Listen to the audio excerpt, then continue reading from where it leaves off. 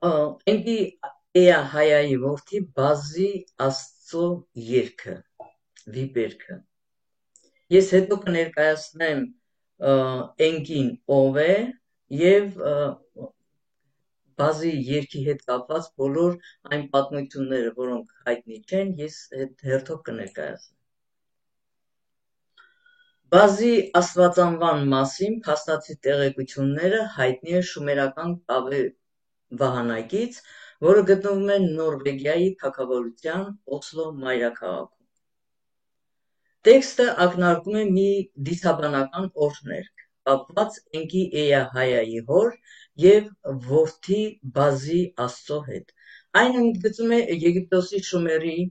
քանանցիների ավանդապտումների բնույթը, սակայն հետագայում ենթարկվում է բաբելոնական, աքադական վերախմբագրումների ու փոփոխությունների։ Օրհներգի տեքստը գերմաներենից թարգմանել եմ հայերեն, կատարելով բառացի թարգմանություն։ Թարգմանությունը կատարվել է առանց որևէ շեղումների կամ լրացուցիչ հավելումների, պահպանելով վիպերգի բովանդակությունը, փաստերն ու գաղափարը ամբողջական եւ անխախտ կերպով։ Օրհներգի վերնագիրն է Lied vom Basi, երգ Բազիի կողմից, ես անվանել եմ ուղղակի Բազիի երգը։ Վիպերգը ներկայացնելուց հետո կներկայացնեմ վիպերգի կապը հայ արվեստի, հայոց լեզվի, բանահյուսության ու դիցապատմության հետ։ Բազիի երգը էպիկական օրհներգ է, որի որոշ կորած հատվածները վերականգնել է մի շարք հեղինակների ուսումնասիրությունների եւ գտածո կավեվահանակների միջոցով, թեև տեքստը հիմնականում պահպանված է եւ բովանդակությունը հասկանալի է, այնուամենայնիվ վնասված եւ ջնջված կամ ջնջած շատ հատվածներ կան։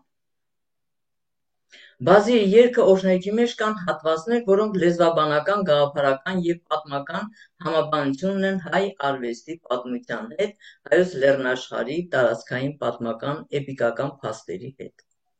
Հայ մշակույթի երկրագործության պատմության եւ էպիկական պատմությունների մեջ կան մի շարք պատումներ, որոնք մեզ հասել են հատվածային, աղճատված ու խեցբեկորային հատվածներով։ Դրանք հիմնականում չեն ունենում ամբողջական տրամաբանություն, օրինակ կարելի է նշել բազունգ համաստեղությունը, Զիզի քարի երգը, Սասնա սարերի անունը եւ մի շարք այլ անուններ կապված բազի հետ, Բազար Կեչար, Քարբազար, որը անվանվել է Քարվաճար, Բազումի լեռնաշղթա, Բազունթար լեռնագագաթ, Վոլմակա դուռ եւ այլ անուններ, Ռուստամ Բազի կամ Ռուսատամ Բազի պարեպոսը եւ դրանց պատկանելության էպիկական բազմաթիվ փաստեր։ Կարծում եմ Բազիի երգը էպիկական օրհներգը կամբողջացնի եւ կհամակարգի այս բոլոր պատմությունները մեր էպիկական Սասնա ծառի Բազիի երգի ճյուղի մասը։ Բազիի երգը էպիկական վիպերգը կարող է դառնալ հայոց Սասնա ծառեր էպոսի մի ճյուղը։ Ես ուղղակի լրացում եմ անում Սասնա եւ Բազունքի լեռների տիրակալների աստվածաբանության հետ կապված։ Սասնա ոչ թե ծռեր, այլ ծառեր, քանի որ հայ դիցազունները աստվածային ծառեր են, կենաց ծառեր են եւ այս փաստերը կան, ես կներկայացնեմ սրանք հետագայում։ Օսիրիս Օյրոն հայկը նռան ծառի միջոցով բարձրացավ երկինք ու վերադարձավ անկղ կամ ընկիի խաչով։ Աստվածները ծառեր են, ոչ թե խեղաթյուրված ծռեր են, որը հնարավոր է բարբառային ծառ-ծուռ հնչյունափոխության հետևանք լինի։ Հիմնականում եբրայեցիները հայերենի ա տառը փոխարինում են ու տառով, որից էլ ծառ-ծուռ բառն է, որն էլ հայ ժողովրդի վրա թողել է ծուռ կամ ծռված մոգությունը։ Վերականգնենք մեր բախտի ճակատագիրը։ Բազի կամ բազում անունների հետ կապված կիսատ պատմությունները խճանկարի նման տեղադրելով Բազի երգի օրհներգի մեջ կարելի է վերականգնել ամբողջական օրհներգի էպիկական պատկերը։ Էպոսի բովանդակությունը։ Բազին պատմական աստվածային տիրակալ է, որը ժամանակի ընթացքում վերածվել է կրոնական պաշտամունքի։ Շումերական թագավորների ցուցակում նրան հիշատակում են որպես հովիվ աստված։ Շումերական սեպագիր արձանագրություններում Բազին ներկայացված է որպես Ընկի էա հայայի որդի։ ով փնտրում է իր երկրպագության վայրը, սակայն Միջագետքում այդ վայրերն արդեն զբաղված էին։ Ուստի Բազիի հայրը Էնկիին ուղարկում է Սասուն և Բազար լեռները, որտեղ կան քաղցրահամ ջրեր։ Բազին հիշատակված է նաև շումերական թագավորների կրճատված ցուցակում։ Ժամանակին նրանք կրճատվել են Բաբելոնում, հետագայում 1990-ական թվականներից հետո նոր կարողացել են վերականգնել Բազիի աստվածությունը։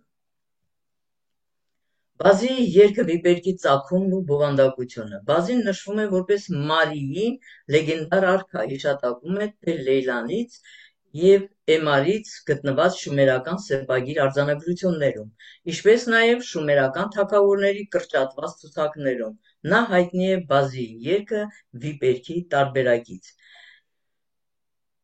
Էպոսի բովանդակությունը պտտվում է Բազիի սեփական պաշտամունքի վայր ձեռք բերելու ջանքերի շուրջ, որը նա ստանում է Էնկի Էյա Հայայից, թշնամիներին հաղթահարելուց, իր ուժն ու զորությունը ապացուցելուց հետո։ Բազին Աստծուն դիմում է որպես հայր։ Բազին նկարագրվում է որպես Աստված, ով ուսումնասիրում է մարդկային ցեղը, ով գիտի ամբարիշտներին և արդարների մտքերը։ Բազիի կենդանակերպն է Բազեն և Խոյը, վիթը։ Բազին այլ լեզուներով չի թարգմանվել և չի բացահայտվել անվան իմաստը։ Բազի անունը համապատասխանում է հայերենի արծիվ թռչունի իմաստին, Բազեն համարվում է ուժի, համարձակության, բարձրության խորհրդանիշ, գեղարվեստական արվեստի մեջ որպես մի վեհ ու հպարտ կերպար։ Տեքստը նկարագրում է Բազիին նվիրված տաճարը, որը գտնվում է Բազար և Սասար Շարասար լեռների տարածքում։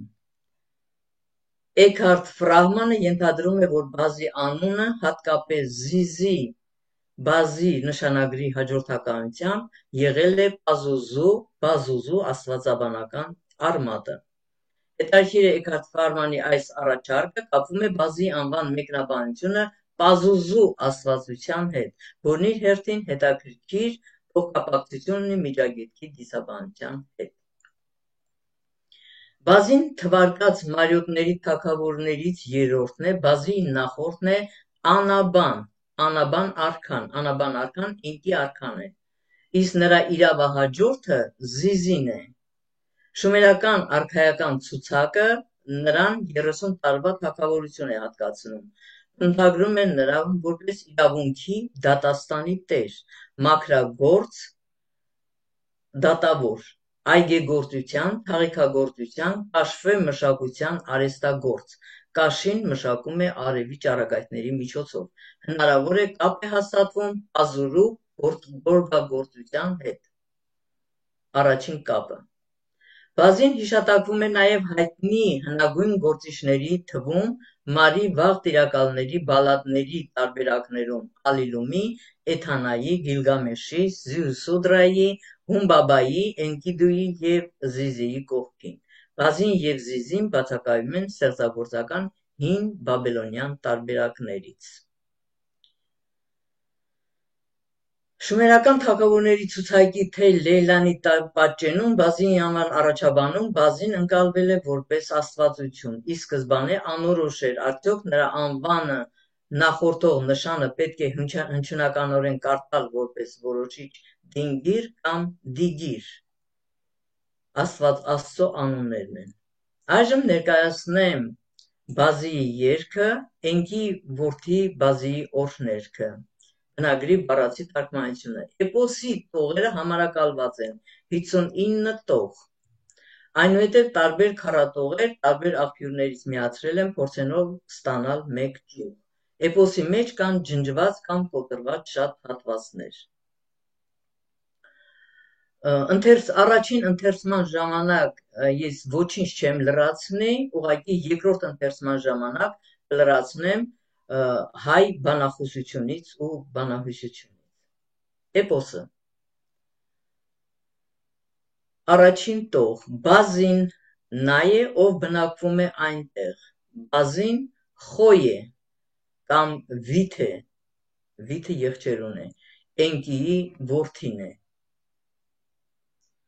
Բազին Աստված է, ով հետևում է հատուկ ուշադրություն է նվիրում մարդկությանը, ով գիտի թե ամբարիշտներին, թե ճշմարիտներին։ Էնկին նրան բարձրացրեց արքայական գահին աստվածների, ասաց. «Մեծացիր, որդիս, դու դառնում ես արքա աստվածների հովանավորության ներքո, երկրի դատաստանի տերը վերևում և ներքևում, երկնքում և երկրի վրա»։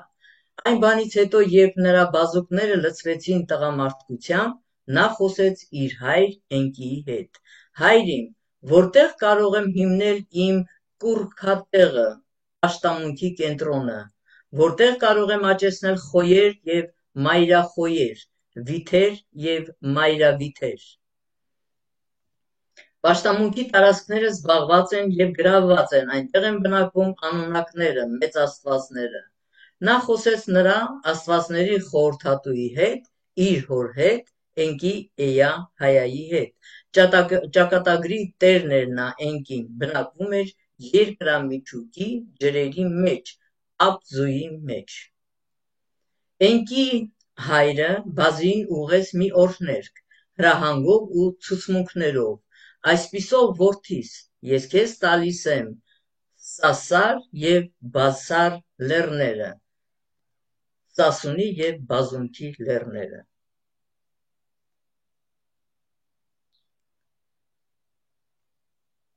Ով կարող է լինել այն մեկը, որին սիրում ես դու ինքդ գիտես։ Սասարում կառուցեց Բազիի երկրպագության ամբիոնը, պատվանդանը, ուղարկիր դեսպաններ վերև, երկինք և տեղեկացրու արքային և սուրբ թագուհուն և անումի դուստրերին։ Նա շրջագծեց լեռը, ինչպես երեխա, նա մտավ քաղաք, այն տեղերը գնաց, որոնք անմխիթար էին։ Քաղաքն ինքն իրենից շատ հեռու չէր գտնվում, նա փորեց լեռը, լույս խփեց լեռան մեջ և լայն բացեց երկիրը։ Տուն կառուցեց այնտեղ, որտեղ նախկինում ջուր էր հոսում, ջրերի կենտրոնում կառուցեց տունը։ Աղյուսները լապիս լազուլի էին, լաջվարդ, դռները փայլուն նյութերից էին, պղինձ ու արծաթ, շեմքերը ոսկուց էին, իսկ վիշապները դռների սյուներ էին դարձած։ Տան կոնաձև տանիքը պատրաստված էր արմավենու տերևից, իսկ երկվորյա սալիկները պղնձից։ Դռների պահապանները ներգետնյա պահապաններն էին, նահատակված մի աստված պահում էր և ձգում էր ձողը կողպեքի։ Տան կենտրոնում ջրերը խաչվում էին, կեսը ներկայացնում էր կյանքը, մյուս կեսը մահը։ Տունը լի էր ուրախությամբ, խորանին բազմած էր Շամաշ արևի աստվածուհին, իսկ տանը գտնվում էր Շաքանը։ Շաքանը սպանված էր, ով կապված էր կախարդանքի հետ։ Շամաշը, որ կապված էր արյան և կախարդության հետ, կանգնած էր ուղիղ։ Այսպիսով Շամաշը Բազիի կինն է։ Նա Բազին կառավարում է սուրբ ժողովրդին։ Բազին, Խոյը, իր քաղաքի միապետն է, քահանան է, քուրմը։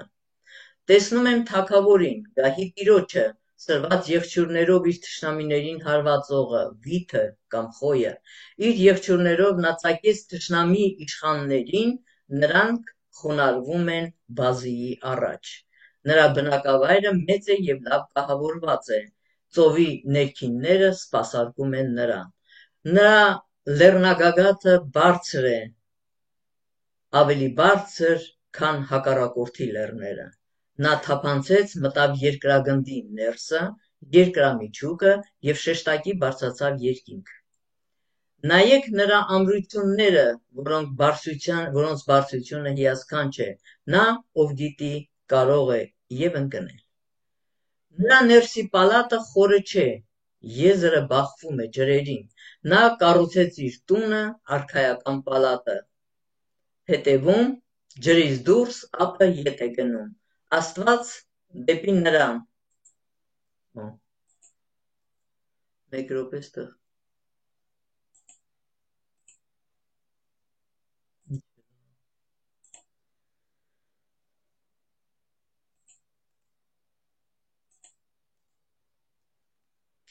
Աստված դեպի նրան մի ծովային վիրշապ աղայց, սրանք կտրտված տեղեր են, դրա համար իմաստը չի հասկացվում, բայց հետո կարելի է վերականգնել, ջրհորի աղբյուրի մոտ բերում են նրան կայը,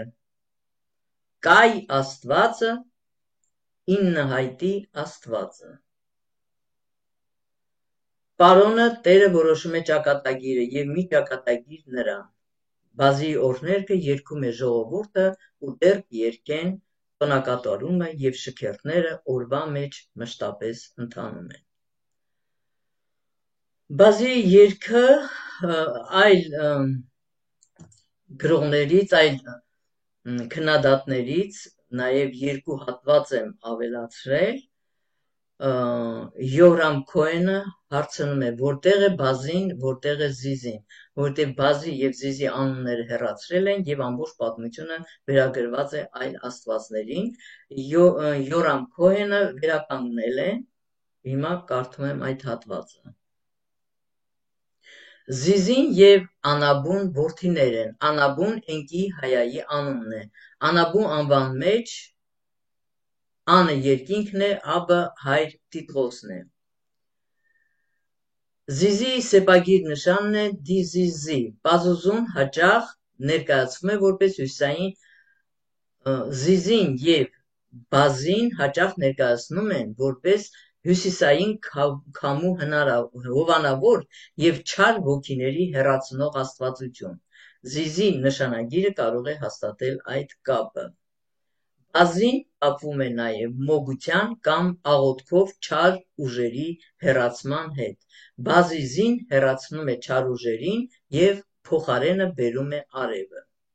Ես Պազուզուն եմ, Բազիզին, Անաբուի որդին, չար ուրվականների սանձող արքան եմ ես եմ, ով բարձրացավ հզոր լեռան վրա,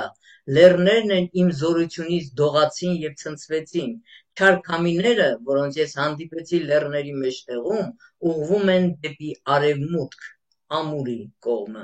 ես հերթով կոտրեցի չար քամիների թևերը, մեկ առ մեկ, Բազուզուն կոտրում է չար քամիների ու փոթորիկների թևերը, հզոր լեռան վրա բերում է արևը։ Երկրորդ, այսինքն Բազիզին ինչպես և Էնկին, չար ուժերի սանձահարողն են, փոթորիկների ավիրածությունների կանխարգելողն ու վերացնողը, որի ժառանգական իրավունքը փոխանցվել է իր զավակին Բազիին, Զիզիին և Բազիզիին։ Այստեղ ես ավելացնեմ ուղղակի Բազիզին դուք մի րոպե։ Նանա ջան, հիմա դու կարող ես մի հատ զիզի քարերից ցույց տալ, որովհետև հիմա սա ուղիղ համեմատություն է գրում զիզի քարերի հետ։ Զիզի քարերը, որոնց մասին խոսվում է Աղայանի բանաստեղծության մեջ, որը հին արևապաշտական աստվածության ժամանակներից պահպանված վայր է։ Արև, արև եկ, զիզի քարին վեր եկ, սև ամպեր հեռացեք, արևին ճամփա տվեք, արև նավթեց ամպերին, շողքը գցեց սարերին, զիզի քարը տես, պսպղում էր ոսկու պես, չգիտեմ սա այս երկրորդ քարյակը ավելացրած է թե ոչ, հիմա տեսնում ենք, որ Բազիզին և այս զիզի քարի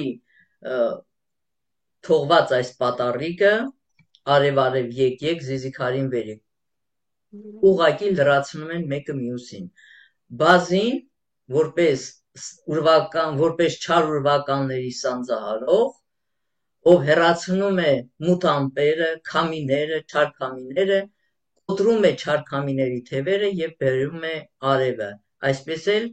զիզի քարին վեր եկ, արև եկ բանաստեղծությունն է։ Այստեղ ամենամեծ կապը Բազի արքայի և զիզի քարերի։ Եվ պարզվեց, որ Հայաստանի տարածքներում կան բազմաթիվ զիզի քարեր, ես գիտեի իհարկե մենակ մեկն է։ Բազիզին նաև մաքրագործող զորությունների դատաստանի ճակատագրի աստվածն է, իմաստության, արվեստների ու արհեստների աստվածն է, այգեպանության, կաշվեգործության, թաղիքագործություն է ստեղծագործում բազումքի լեռներում, բազումթառ անտառներում։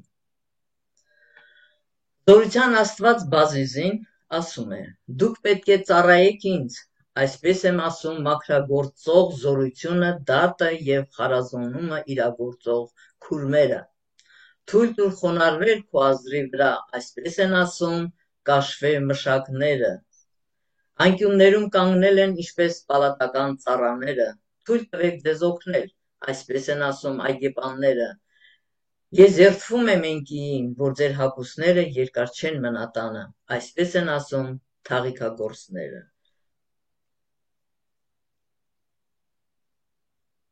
Ըստ էության զիզի քարերը երկու քարեր են, բայց ոչ սովորական, կամ դրանց հետ կապված մի հին հայկական ավանդույթ ու ծես նվիրված անձրևաբերության և երաշտի դեմ պայքարելուն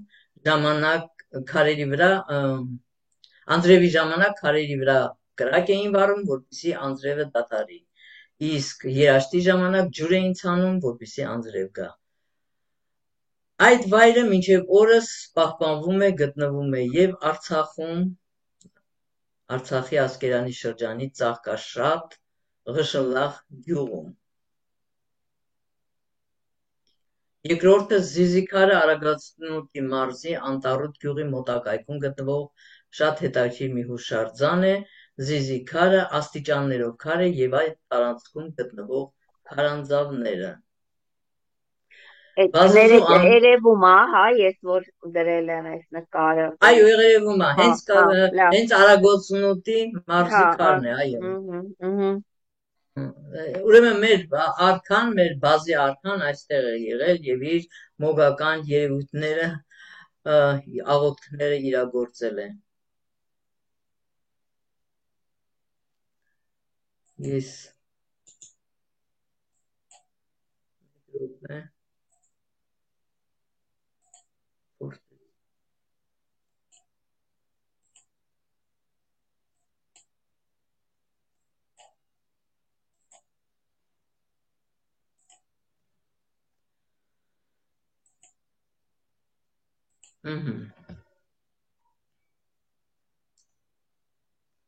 Ուրեմն հիմա ես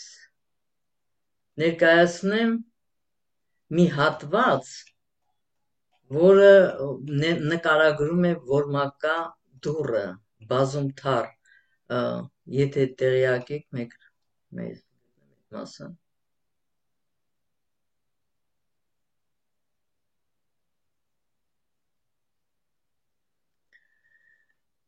Ուրեմն Բազումի լեռները, Բազումի լեռնաշղթան գտնվում է Հայաստանի հյուսիսային մասում,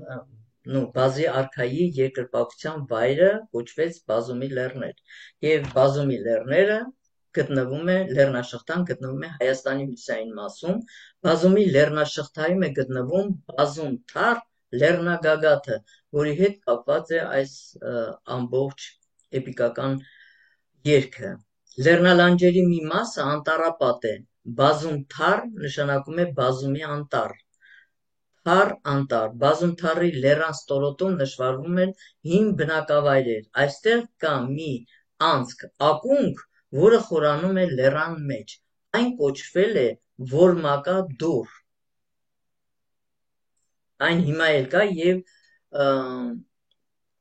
զբոսաշրջիկների համար շատ հետաքրքիր վայր է, սակայն նրանք բոլորն էլ չգիտեն ինչու համար է կոչվում Որմակա դուռ և ում է պատկանում այս Որմակա դուռը։ Կարծում եմ Որմակի դուռ կամ Որմակա դուռը հայոց աշխարհի պատմադիցական նշանակություն ունեցող հերթական դռներից է, որն իր գործառույթով ու պատմադիցական իմաստով կարելի է համեմատել մհերի դռան հետ։ Ես արդեն կատարում եմ ուղղակի համեմատությունները և լրացումները այս դիպերքին։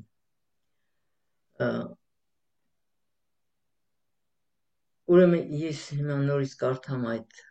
մասը։ Քաղաքն ինքն իրենից, նա շրջագծեց լեռը, նշանակում է երևի Բազում թառ լեռն է, նա մտավ քաղաք, այն տեղերը գնաց, որոնք անմխիթար էին, քաղաքը ինքն իրենից շատ հեռու չէր գտնվում, նա փորեց, այսինքն Բազին փորեց, լույս խփեց դռան մեջ եւ լայն բացեց երկիրը։ Ես կարծում եմ նա այս որամկա դուռն է, որ ինքը բացեց, որովհետեւ որմակա դուռը ունի մեծ նշանակություն, կապում է երկինքը երկրի եւ երկրամիջուկի հետ։ Կարծում եմ, որմակա դուռը հայոց աշխարհի պատմադիցական նշանակություն ունեցող դռներից է, որն իր գործառույթով եւ պատմադիցական իմաստով կարելի է համեմատել մհերի դռան հետ։ Մի տարբերությամբ, որ մհերը մտավ ակռավաքարի դռնից ու քարացավ, փակվեց, իսկ ահա բազին մտնում է որմակա դուռ,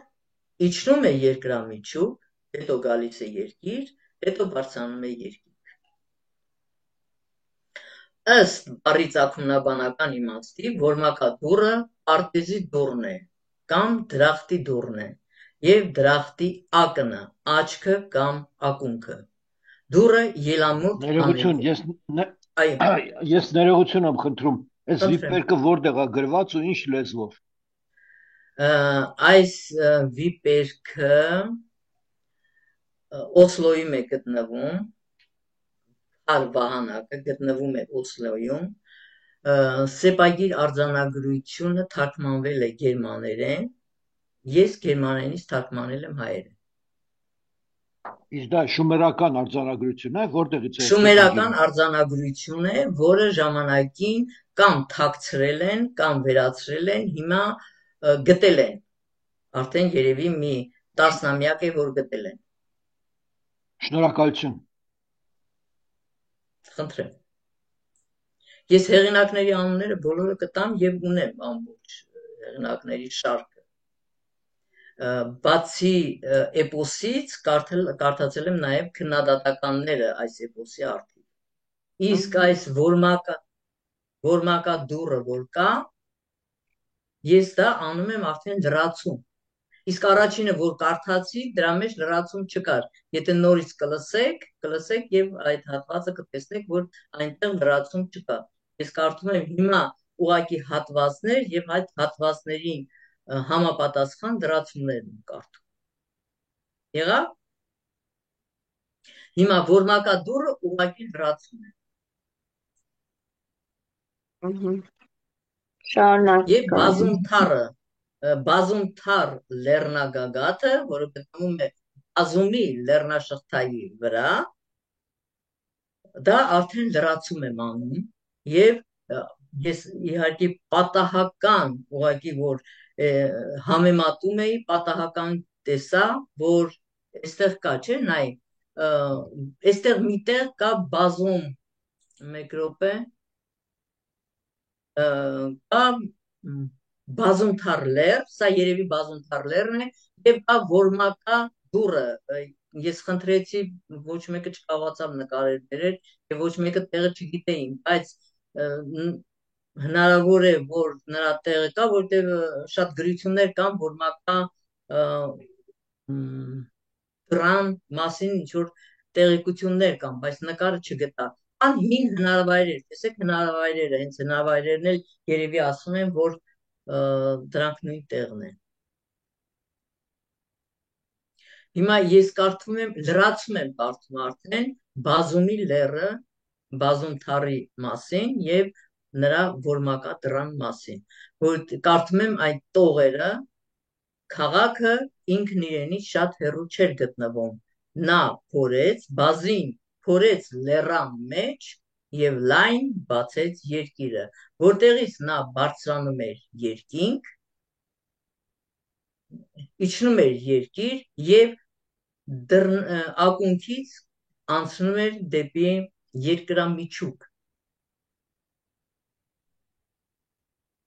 Բազումի լեռները լրացնում են, բազումի լեռնաշղթան գտնվում է Հայաստանի հյուսիսային մասում, բազումի լեռնաշղթայում գտնվում է բազումթառ լեռնագագաթը, լեռնալանջերի մի մասը անտառապատ է, բազումթառ նշանակում է բազումի անտառ։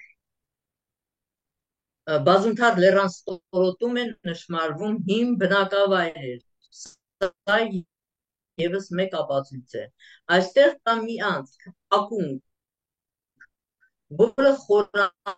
Մայի փորած լույսի ճանապարհն է։ Ես այսպես եմ կարծում։ Օ, ես ինչ անջատվեց։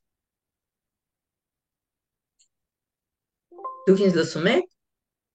Այո։ Հա, բայց ինձ գրեց, որ անջատվեց դրա համար։ Okay։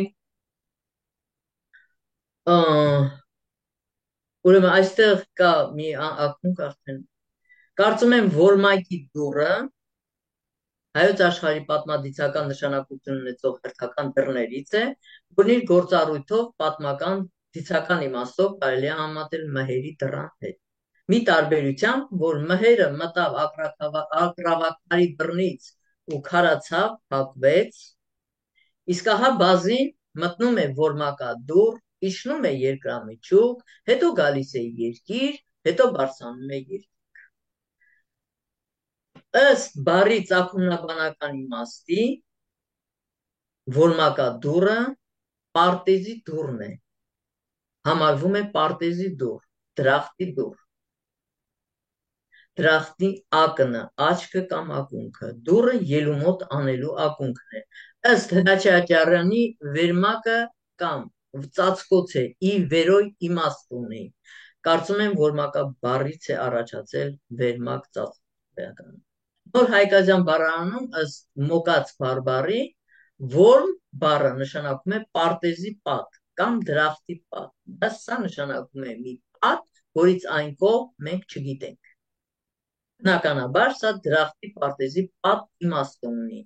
Բազին մտել է որմակադրից եւ մտել է երկրամիջուկ դրախտի պարտեզ, հասել է Աբձու, վերադարձել է երկիր եւ բարձրացել է երկիր։ Կարծում եմ կարելի է փաստել, որ որմակադուռը բազումթար լեռան որմակադուռը բազիի դուռն է։ Սա իմ ենթադրությունն է ու կարծիքն է։ Կարող եք դուք էլ ձեր կարծիքները հայտնել։ Մխիթար Այրիվանցին ասում է. երկինը վերին պատ առյալ զամենայնիվ, սովեն ասեն պատ առյալ զամենայնիվ, այսինքն երկրի պատը ծածկոցն է ամենայնի եւ երկիրը պատ ունի ծածկելու համար եւ երկինքը եւ ծովը։ Պատը բնիկ հայերեն բառ է, մեր նախնիների լեզվային մշակույթի մեջ պատը համարվել է երկինքը, որը պատ է դարձել ամենայնի, պատը երկրի համար։ Պատ երկինքը մեր լեզվում ունեցել է նաև լույս իմաստը, բնականաբար երկինքը նաև լույս է բերում, նոր հայկազյան բառարան։ Պատը նաև Բեթ, Բեթխեմի լույս, Բեթլիս, Բեթելգայց անուններն ունի, հայ կորյունի լույսի Տիտրոս անուններն են։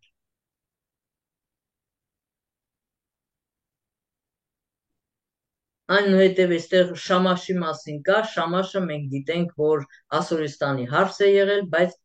Շամաշը արամեացի է, արևի աստվածուհին է եւ այն պատկանում է մեր աստվածաբանական պանթեոնին։ Նա փաստորեն Բազիի կինն է։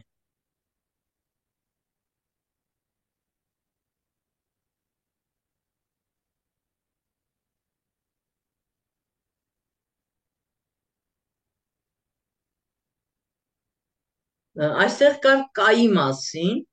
կարդամ կայի տողը։ Շատ զարմանալի էր, որովհետև ես կայի մասին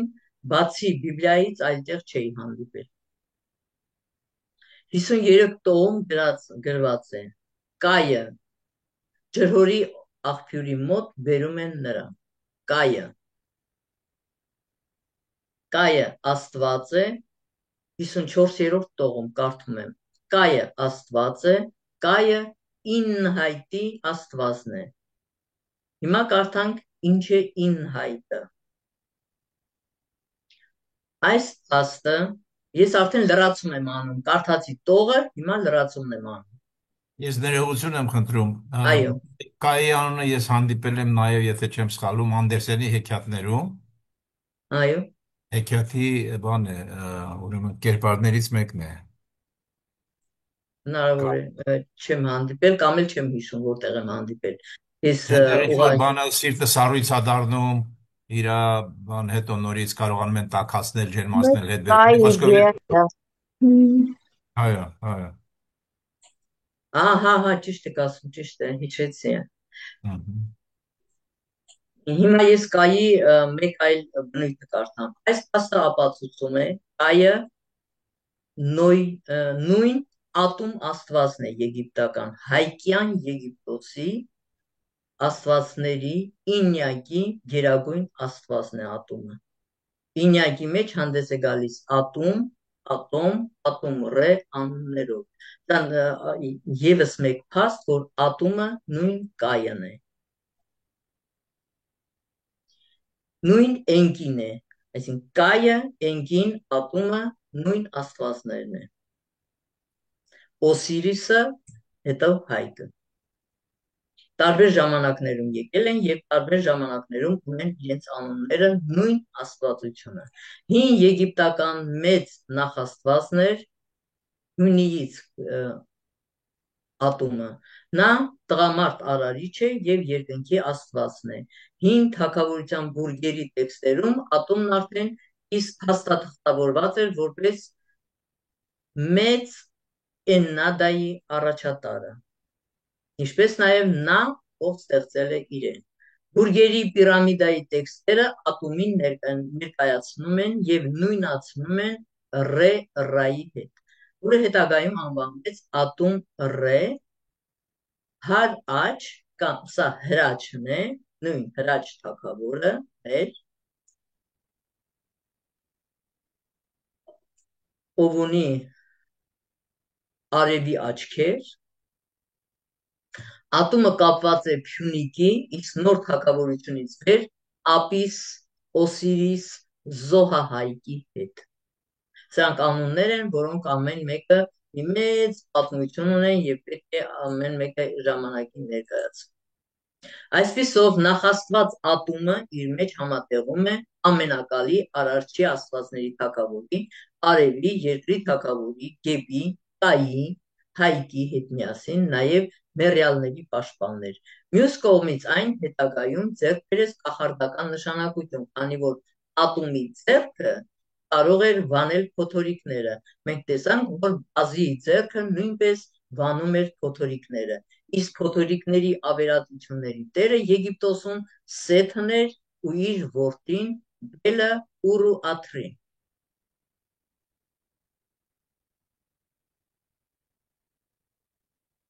Այստեղ զիզի քարերի մասին արդեն ասեցինք։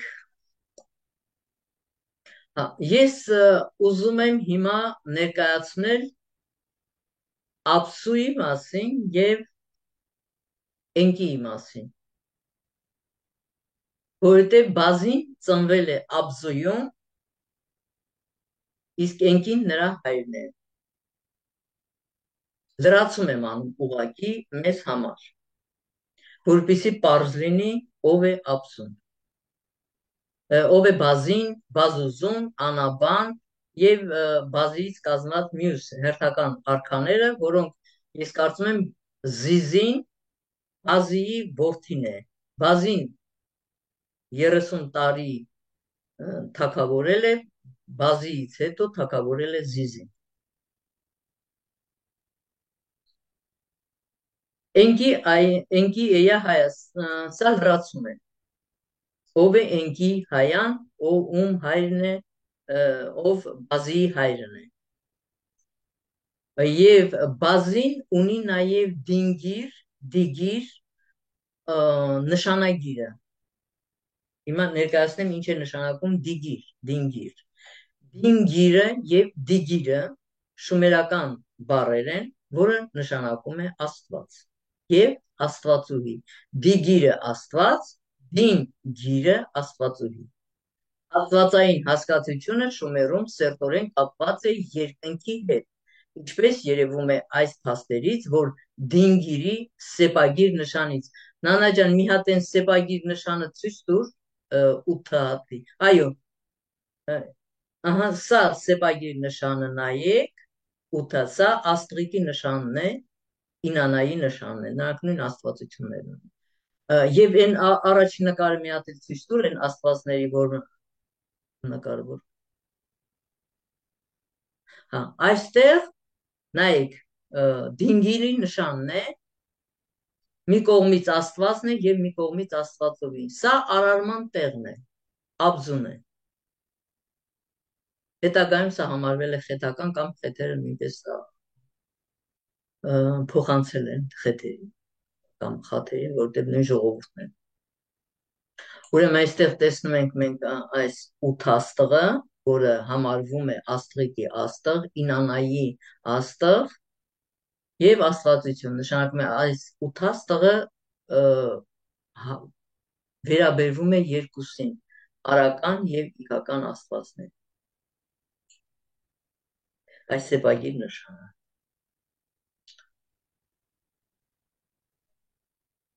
Ինչպես երևում է այն փաստից, դինգիրի սեպագիր նշանը կրկնապատկվում է որպես երկնքի գաղափարագիր, որի սկզբնական ձևն է ութաթև աստղի պատկերը։ Ութաթև աստղը Ինանա աստվածուհու եւ Էնկիի գլխավոր խորհրդանիշն է։ Այսպիսով աստվածության սկզբնական իմաստը կապված է երկնքում պայծառ կամ փայլուն հասկացության հետ, որոնք էլ աստղերն են եւ առավոտյան լուսաստղը։ Հայերենի աստված եւ աստղիկ բառերի ծագումը, որը նույն դինգիրի հետ է կապված, դրա համար եմ ցանկ մեջ բերել։ Հայերենի աստված բառը բարդ բառ է, կազմված է աստ եւ ած երկու հատուկ գոյականներից, որը նշանակում է իգական եւ արական միավորում։ Աստ բառը առաջացել է 3 նշանագրից՝ այ, ծի, տի, բնիկ հայերենի շումերերեն գաղտնաբառերից։ Այ կյանքի սկիզբն է, ծի ծնունդն է, եւ լույսի ծնունդն է, եւ մայրությունն է, եւ մարդկության ծնունդն է։ Այ ծի, այց, այցը մայր աստվածության կենդանակերպն է։ Սկսած շումերներից։ Հայերենի այ, ծիկ, այացիկ, ծիկ կազմության բառը գերմաներենում դարձել է ծիկ, միայն մնացել է ծիգը, ծիգ է, սկզբնական այը այ երկբարբառի անկումով, որովից էլ առաջացել է նաև ցիգան անունը։ Սա ուղղակի մեջբերումներ։ Այ ծիտի մայր աստվածության երկնային նշանագիրն է, երկինքի փայլուն ծագող աստղի նշանն է։ Ծին ծնելու լույսի ծագման իմաստն ունի, տին տիեզերք իմաստը։ Այ ծիտի բնաձայն հնչյունների հնչյունափոխությունով դարձել է աստ, որին ավելացրել է աղ, մայր աստվածության երկրի նշանը, դարձել է աստ, աղ։ Աստ աղին ավելացել է նաև կարմիր լույս աստղի անունը, որը նշանակում է, որը այգն է, էգը, այգալույսը, եւ դարձել է աստ, աղ, էգ, աստաղիկ, աստղիկ։ Այսպես է առաջացել աստղիկ աստվածուհու Տիտղոս անունը։ Աստղիկը, արուսյակը կամ Ինանան, Իհաննան առավոտյան կարմիր լույս աստղն են, հայգի լուսաստղ։ Աստ գոյականից է առաջացել աշտ, հաշտ, յաշտ, աղոտ իմաստով բառերը, զարադոշտրա կամ զարադաշտրա, ռուսերենի դուստր բառը, ուստր հայերենի,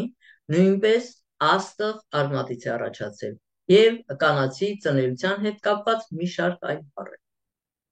Աստված կամ աստուած բառի երկրորդ ած կամ այց գոյականը արական իմաստն ունի, նորից կապված է ծնելու, ածելու ծագման իմաստի հետ։ Այստեղից էլ այցը խորհրդանշում է կյանքը, Էնկի եւ աստղիկի կենդանակերպը կյանքի խորհրդանիշը։ Ինչպես է առաջացել Էնկիի հայա անունը, որը նշանակում է կյանք։ Հայերենի հ տառը նորից կապված է այցի հետ, այայի հետ, այա։ Դրան ավելացել է հ տառը։ Հայերենի հ տառը, նանաջան մի հատ հ տառը որ ցույց տաս։ Շնորհակալություն։ Հայերենի հ տառը հագագ է, շունչ է։ Հ, երբ որ դուք հ ասում եք, շունչ է գալիս։ Հ տառը կիսանստած մարդու նշանակին է եգիպտական հերոգլիֆներում։ Գլուխը երկնքին հառած, գլխից մեջքը մինչև կոնքը կիսանստած, կոնքից մինչև ծնկները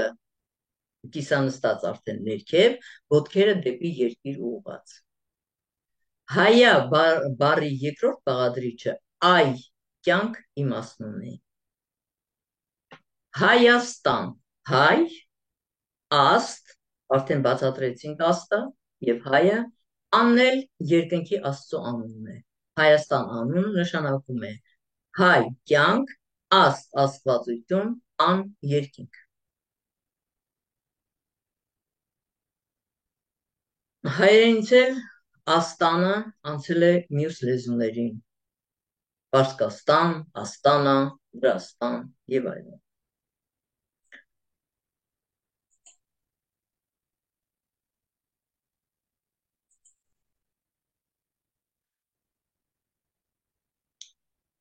Դից բառը, որը Էնկիի Տիտրոսն է, Էնկիի Տիտրոս անունն է, Դինգիր Տիտրոսը Էնկի աստծո Տիտրոսն է, Էնկիի անունն է, ավելացրած նրան լույսի տի, դի հատկանիշը դարձել է դի Էնկի։ Էնկին շումերենում հայտնի է դենկի նշանակրով, որը գտնվում է նաև հետևյալ ձևերով դի Էնկի, դի գի, դի կի։ Այստեղից էլ առաջանում է դիկի, դից գաղափարագիրը, որը նշանակում է նորից աստված կամ Էնկիի խորհրդանիշ այդ դից։ Ուրեմն դիցը, դից բառը հենց ինքը նշանակում է Էնկիի աստված Տիտրոսը։ Եթե մենք հանդիպում ենք դիցերի, դիցանուններ ենք ասում, դա Էնկիի Տիտրոս անունն է։ Հայերենում դից գաղափարագիրը կարդացվում է դիկ, դիկ, դից, ուղղակի հնչյունափոխության հետևանքով։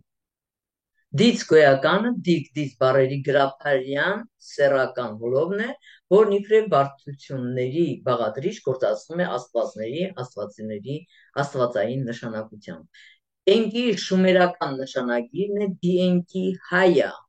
որը նշանակում է նա ապրում է։ Դի լեբենդ է, կենթանի, ապրել իմաստուն է։ Էնկին,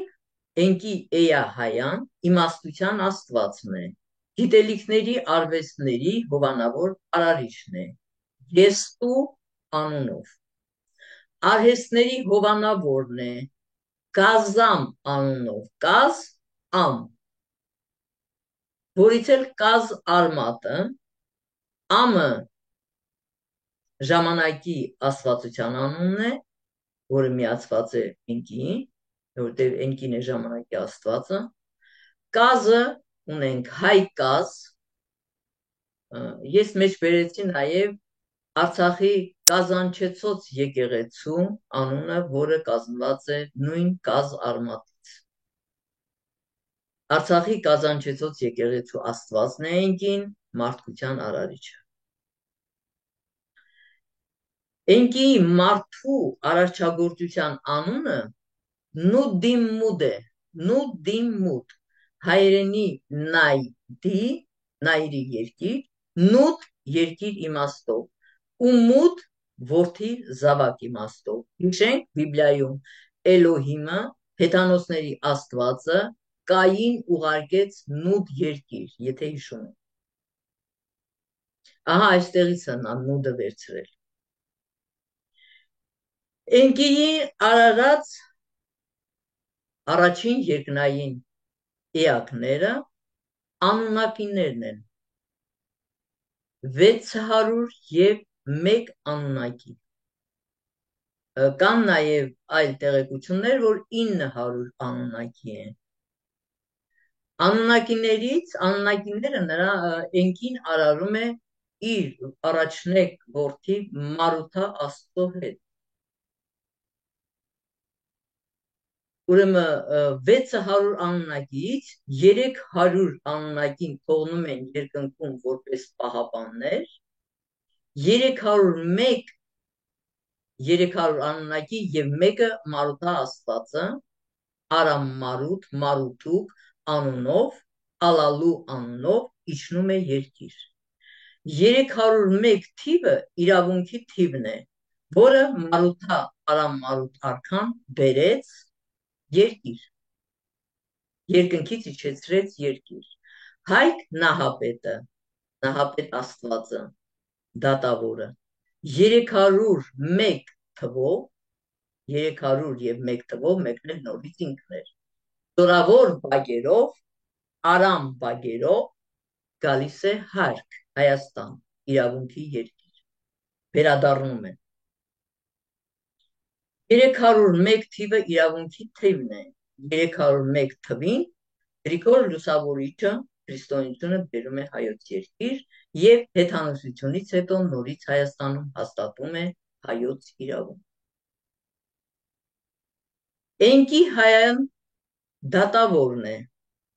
Էնկի հայայի դատավորի Տիտղոսի անունն է Նահար,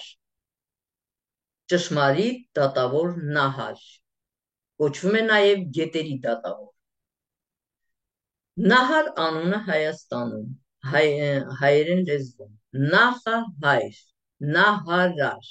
Նահապետ հայք անուններն են։ Նահապետ Տիտղոսի մեջ, Նահպետ բառերը Էնկիի Տիտղոսներն են, որներ նույնականանում է հայք Նահապետի հետ։ Նահար անունը, որի նախկին անունը առնվազն մեկ հնագույն աղբյուրում եղել է Յավ, Յավա, այստեղից էլ հայերենի Յամի արիական ցեղերի անունները։ Բայց Ֆիլիպ Հայաթը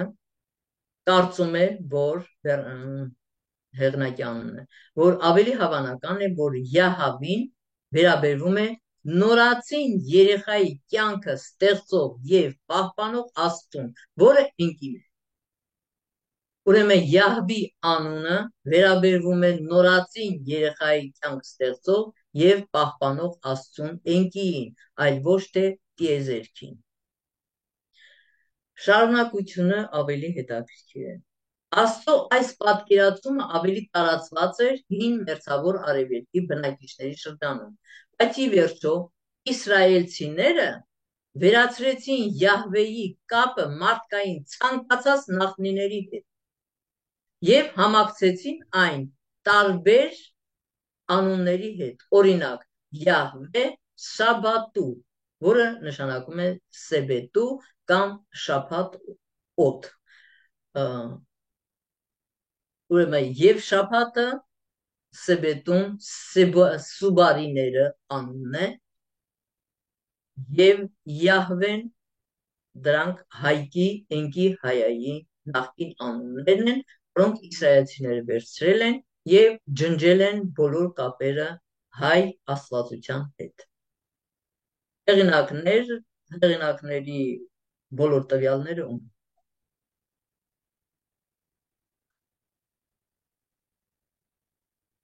Ուրեմն Հելիլ բեն Սասոնը նշում է, որ ամորացիների համար բավարար ապացույցներ չկան Աստծո համար Յահվեի միջոցով, բայց նա պնդում է, որ այն արտացոլում է այլ աստվածանուններ Յահվեի անունը։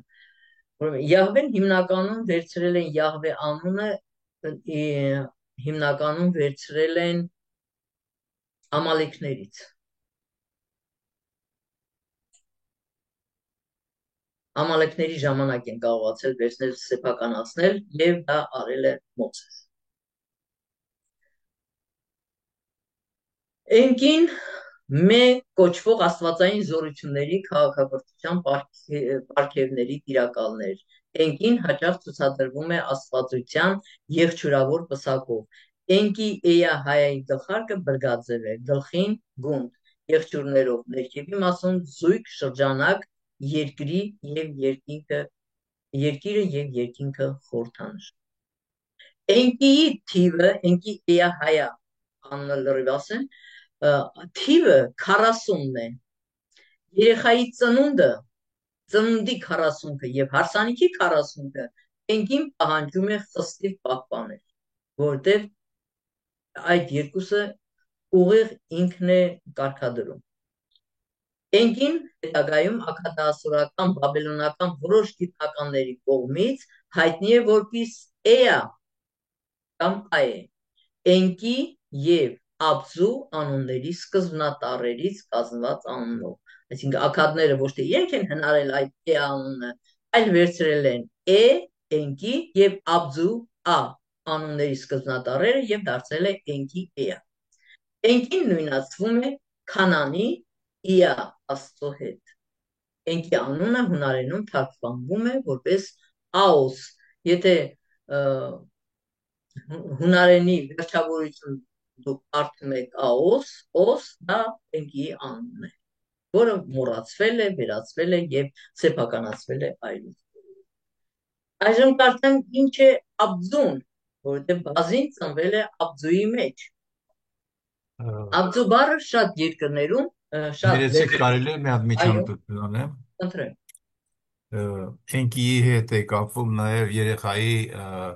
ներարգանդային կյանքը 40 շաբաթ, դուք 40-ը որ հիշեցիք այդ ծննդի մահվան եւ այն։ Այո, ի նկատի ունեցեք նաև դա։ Այո, դե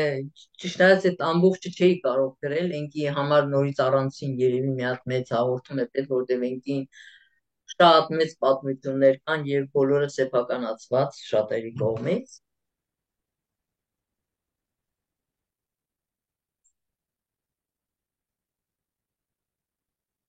Հիմա կարդամ Աբզուի մասին, որը աքադների մոտ Բաբելոնում հետագայում ստանում է տարբեր անուններ եւ փորձում են վերագրել դա Բելին։ Աբզու շումերական տեքստերում նա հայտնի է Աբզու կամ Ձուապ։ Կան մոտավոր մեկնաբանություններ ինչ է կոչվում Աբզում, սակայն երբ որ ներկայացնում են պատմությունը, տեսնում ես այդ պատմությունը կարող ես բացատրել միայն հայերեն։ Կարդանք Էնկիի ամբողջական անունը։ Ան Էնկի Հայա Էա։ Անը նշանակում է երկինք։ Էնկիի հոր անունն է։ Ան երկինք նշանակում է նա հոր անունն է եւ ինքը երկնքի տերն է։ Էնկի կին մոր Նամուի անունն է։ Նամուն երկրի տերն էր։ Կի երկիր, հայերենում ունենք երկիր եւ երկինքի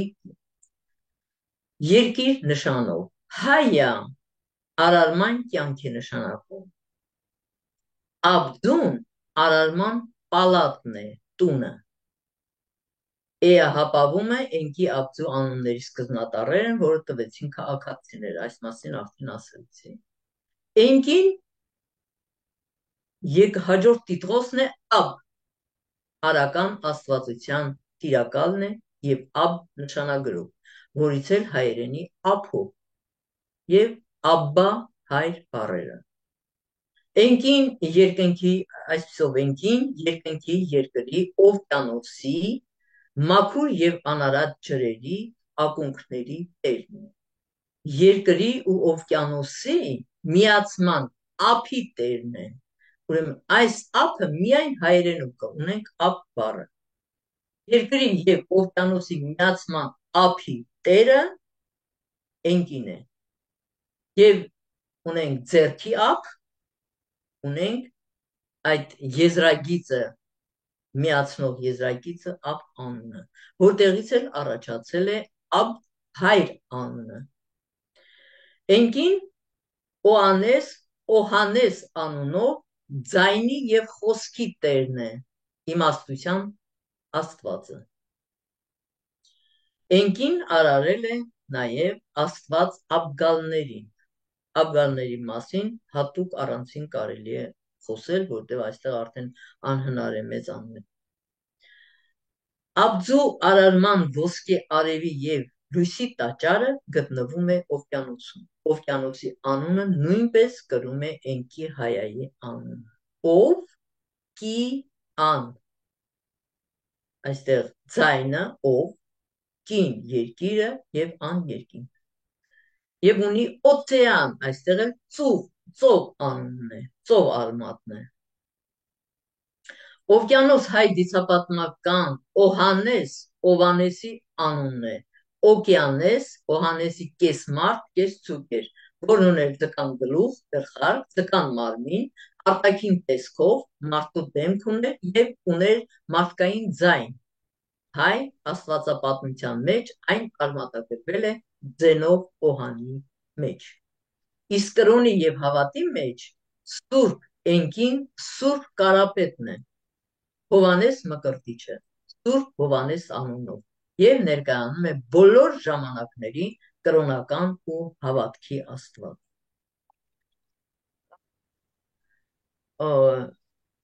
Էնքի Հայայի եւ Հովանես Մկրտիչի զուգահեռները։ Կրոնի եւ հավատի մեջ Էնքին Սուրբ Կարապետն է, Հովանես Մկրտիչը, Սուրբ Հովանես անունով ներկայանում է բոլոր ժամանակների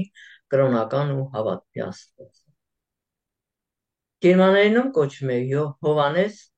Թոյֆեր, լատիներենում Յոհանես Բապտիստա, այի անկումով։ Մենք արդեն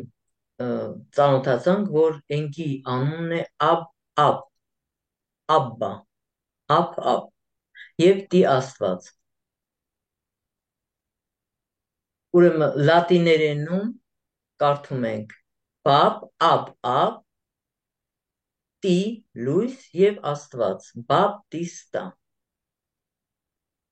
Ուղիղ Էնքի անունն է։ Գերմաներենում Յոհանես դեր Թոյֆեր,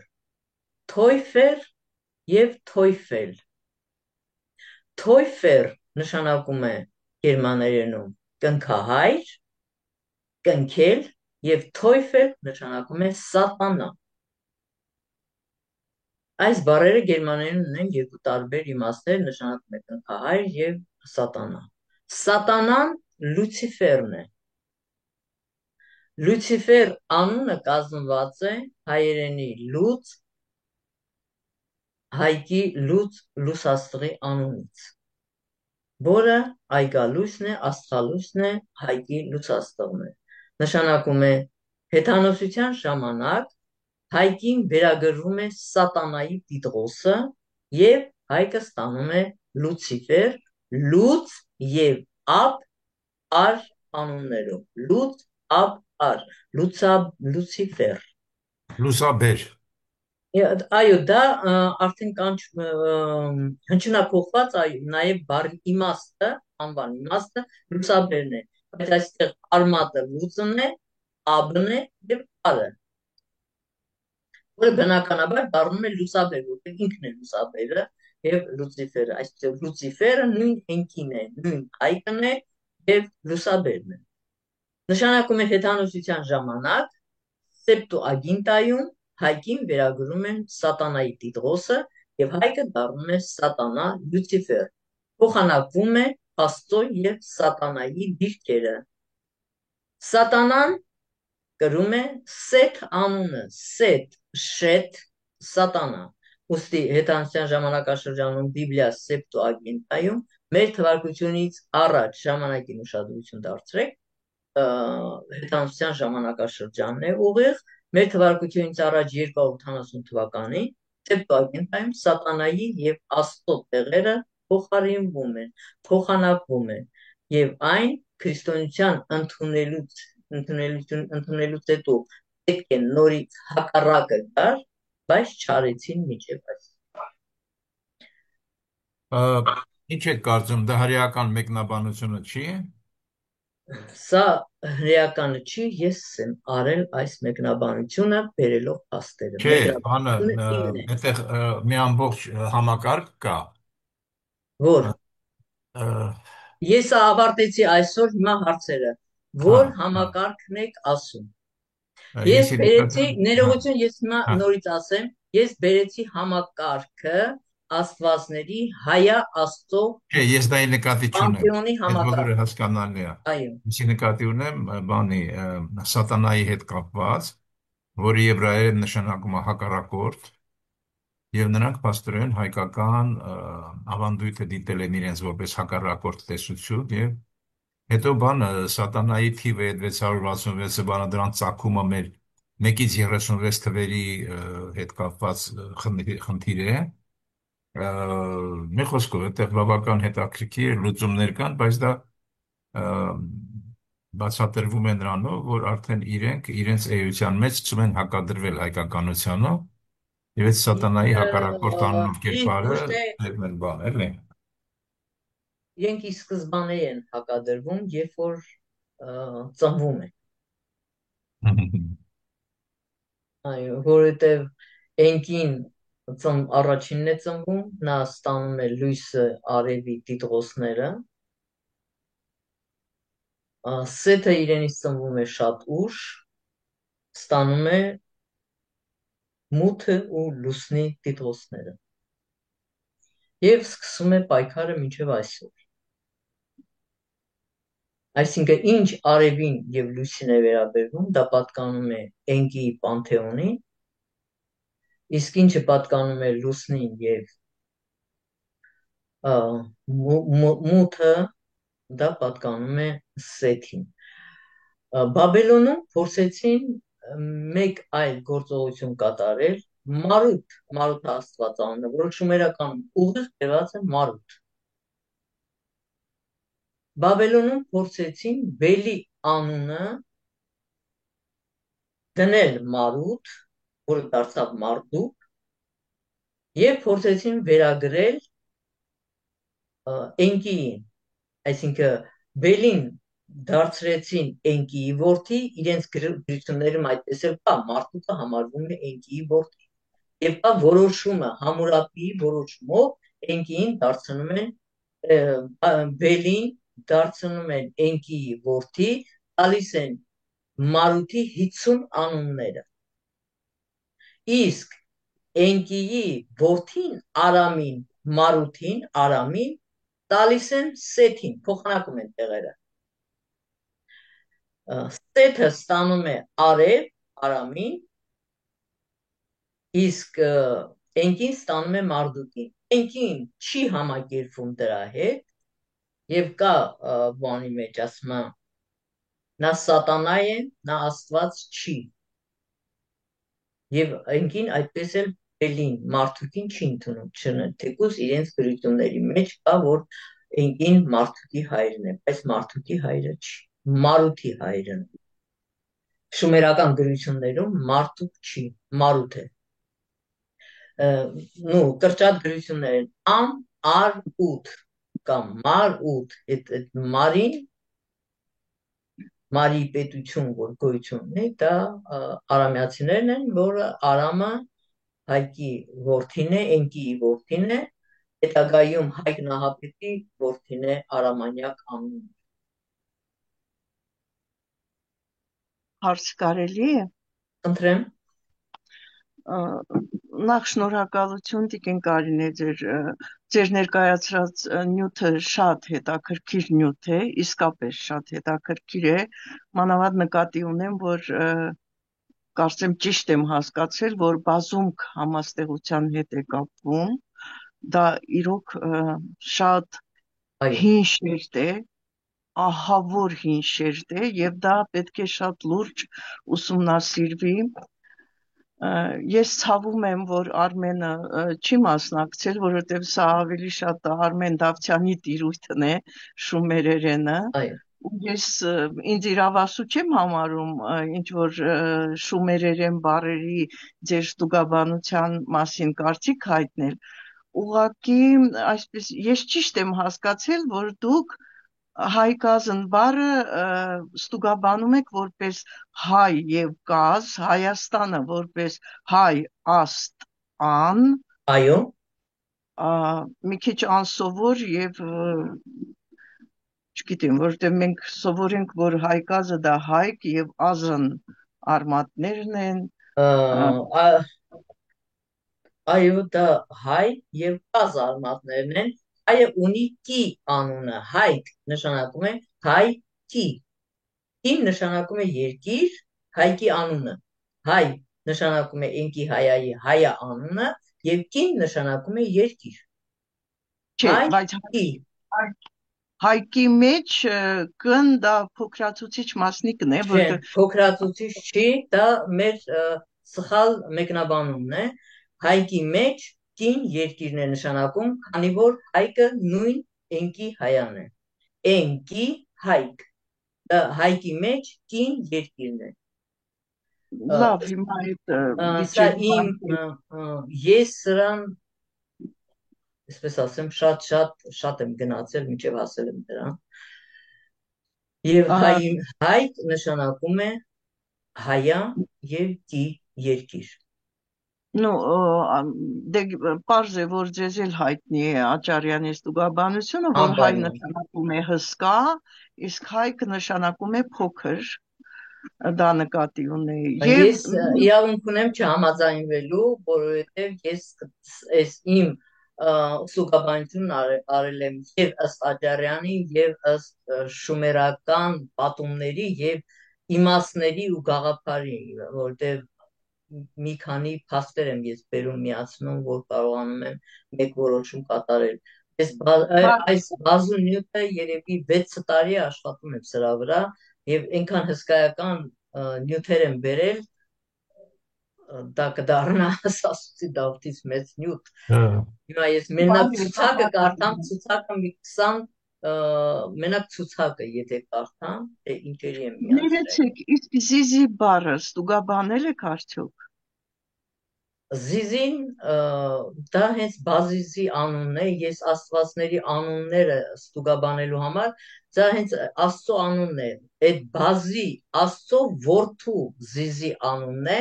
որը ես մտածում եմ, դա նույն Օսիրիսի, Իսիսի, Սի, Զի, Սյուն, հայկի շեն բառերն են, անուններն են, դա տիտղոսներն են, որոնք կապված են նաև լույսի շողքի սյունի հետ։ Եվ Սիսի եւ Օսիրիսի կնոջ ճառագայթն է, այլ ես եմ ճառագայթն է, այո, դա ճառագայթն է, սյունիքը։ Հիմա ես ուրեմն սյունիքը, սյուն բառը նույնպես եբրաները վերցրել են, որովհետև ես հիմա կարդամ փաստը, որ իրենք վերցրել են։ Ոնց են վերցրել սյուն բառը, որ հիմա դարձել է իրենց Սիոնը։ Եվ շատերը ասում են Սյունիքը Սիոն է, ուրեմն մերը չէ։ Հիմա ես այստեղ մի փաստ կկարդամ եւ դուք կտեսնեք, որ Սյունը դա մեկ րոպե մենակ կորցրած չլինեմ։ Ուրեմն այսպես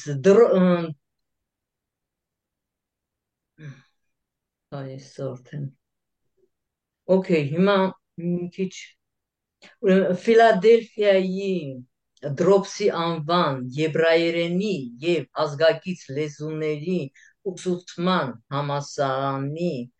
դոկտոր պրոֆեսոր Ավգուստին Հենրի Փոթսը իր դոկտորական դիսերտացիայում ներկայացնում է լուսնի աստծոն եւ սինին ուղված հիմներ եւ աղոթքներ։ Եվ ասում է, Փոթսը ասում է, սինը սկզբնապես եղել է շումերական անվանում, որը փոխարինվել է հետագա սեմիտական ժողովուրդների կողմից։ Այսպես ուրեմն Շնորհակալ եմ։ Մի բան ասեմ, գուցե դա ինչ-որ պարզություն մտցնի, ուրեմն մի շրջանում շատ ընդունված էր Հայաստանը ներկայացնել այդ հայը մեկնաբանել որպես փոքր եւ այլն եւ անգամ ինչպես կարող է նահապետը փոքր Երևան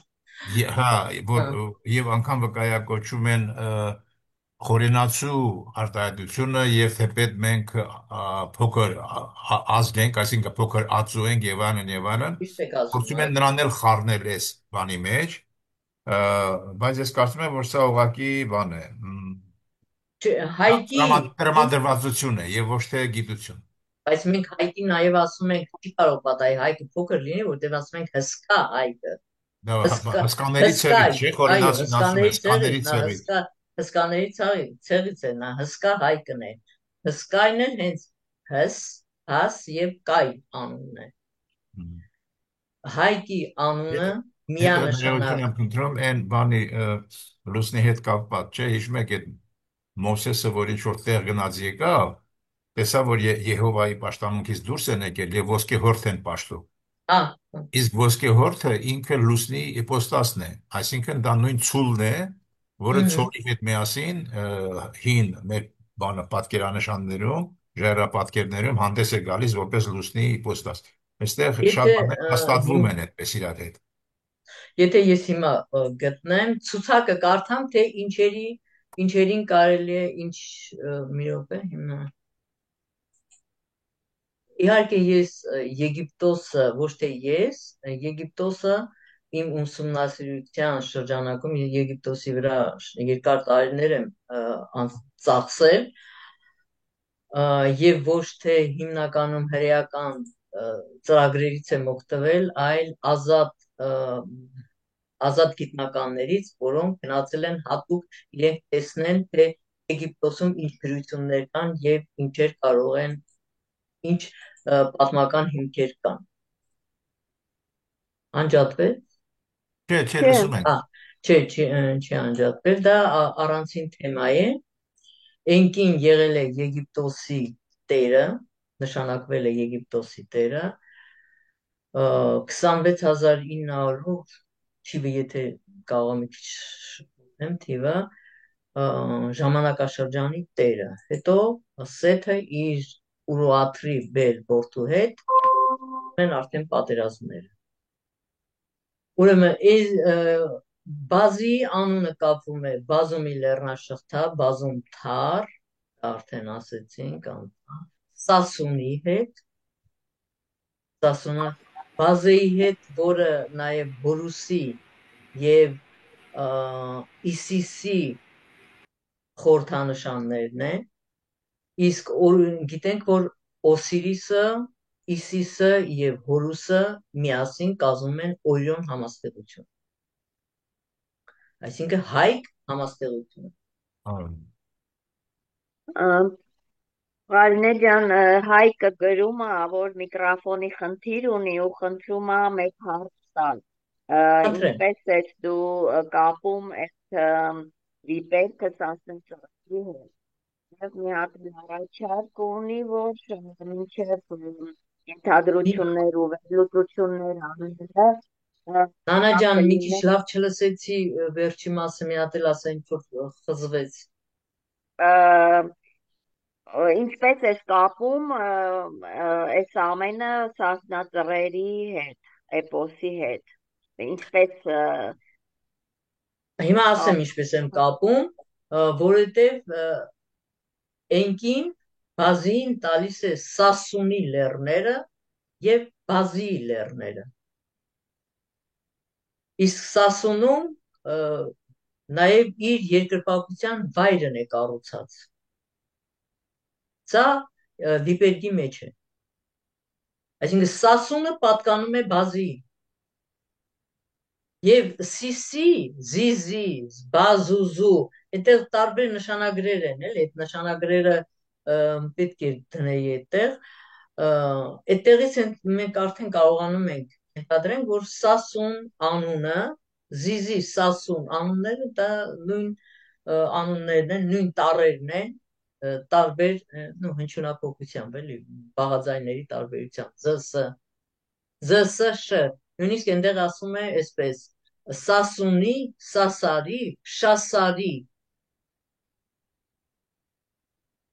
Շասուի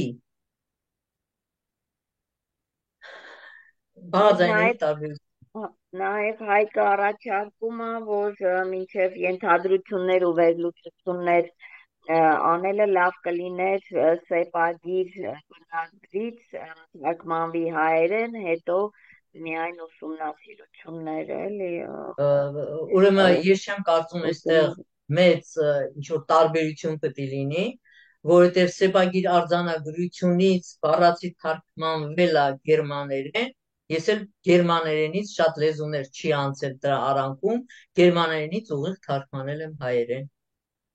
Չեմ կարծում տեղ ենթադրությունները շատ լինեն, այստեղ ավելի շատ փաստեր են, քան ենթադրությունները։ Ну, ես ենթադրում եմ նրա համար ասում, որ անողը հայրեն, եթե չի իմանում, շատ անգամ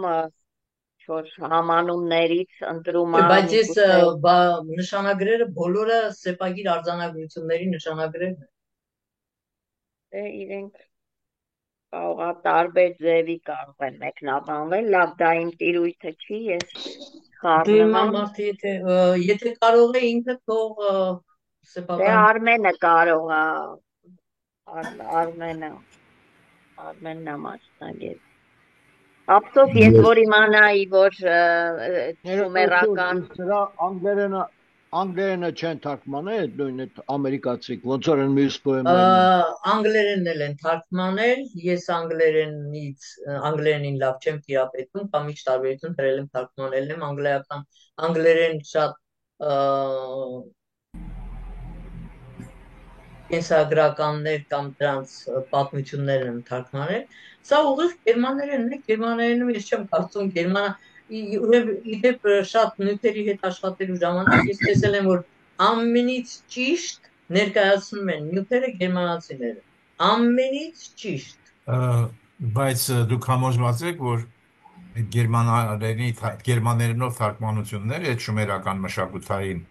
դրանք գերմանացիներն են կատարել միայն։ Ուրեմն իրենք չգիտեն, որ սա Գիտեք ինչու եմ ասում սա, որովհետև մեր յուրան հիմա դրա վրա է, ցույց է տալիս, թե ինչպես են անգլերենի թարգմանության մեջ Արատայի հետ կապված շատ տվյալներ սվաղվում, դուրս թողնում տեքստերից եւ այլն եւ այլն։ Դուք ճիշտ եք, բայց հիմա այսպեսի բան, այս վիպերկը ոչ մեկը չի կապել հայերենի հետ, որ կարողանան հիմա չի կապել հայերենի հետ, որ կարողանան այստեղ խեղաթյուրում անեն։ Ինչքան խեղաթյուրում արել է։ Այստեղ որ լեզվով ուզում են գրեն, բազին բազիա եւ բազի նշանագրերը կա։ Որ լեզվով ուզում են գրեն, կայը կա եւ կայի նշանագրերը կան։ Որ լեզվով ուզում են գրեն, աբզուն կա։ Եթե աբզուն կա, եթե այնտեղ հայան կա, ենկին կա, նշանակում է նրանք արդեն գիտեն ինչի մասին է խոսքը։ Եվ նրանք կարող են իրենք միջամտություններ ունենալ։ Դե միջամտություն այնքան են արել, որ այս վիպերկը, որը հազարամյակների վիպերկ է, այնքան են վախեցել այս վիպերկից, որ նոր բացահայտում։ Նոր են բացահայտում։ Ես ներողություն եմ խնդրում մի բան ասեմ, երևի դուք եք համաձայնեք դրա հետ։ Ուրեմն այդ շումերական մշակույթի առաջին աղավաղումները տեղի ունեցան Ասուրբանապալի ժամանակ, երբ որ նա ակադեմիա ստեղծեց ու հանձնարարեց թարգմանել։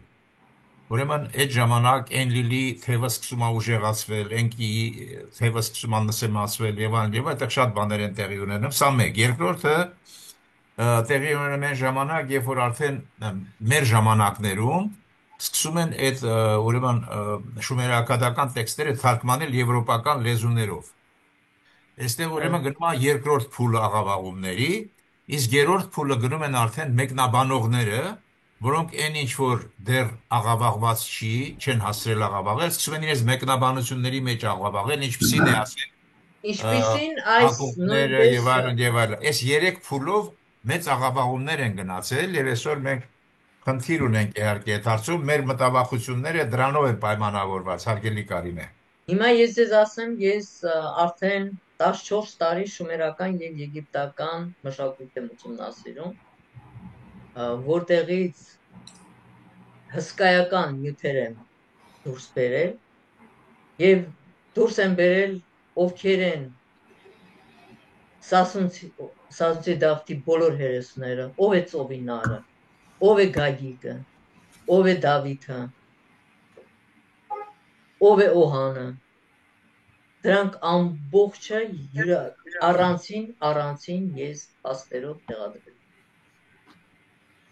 որը գրքի ձևով դուրս կգա, այնպես որ ես այդ խեղաթյուրումներին այնքան եմ ծանոթ, ես խորությամբ ուսումնասիրել եմ ամալեքներին,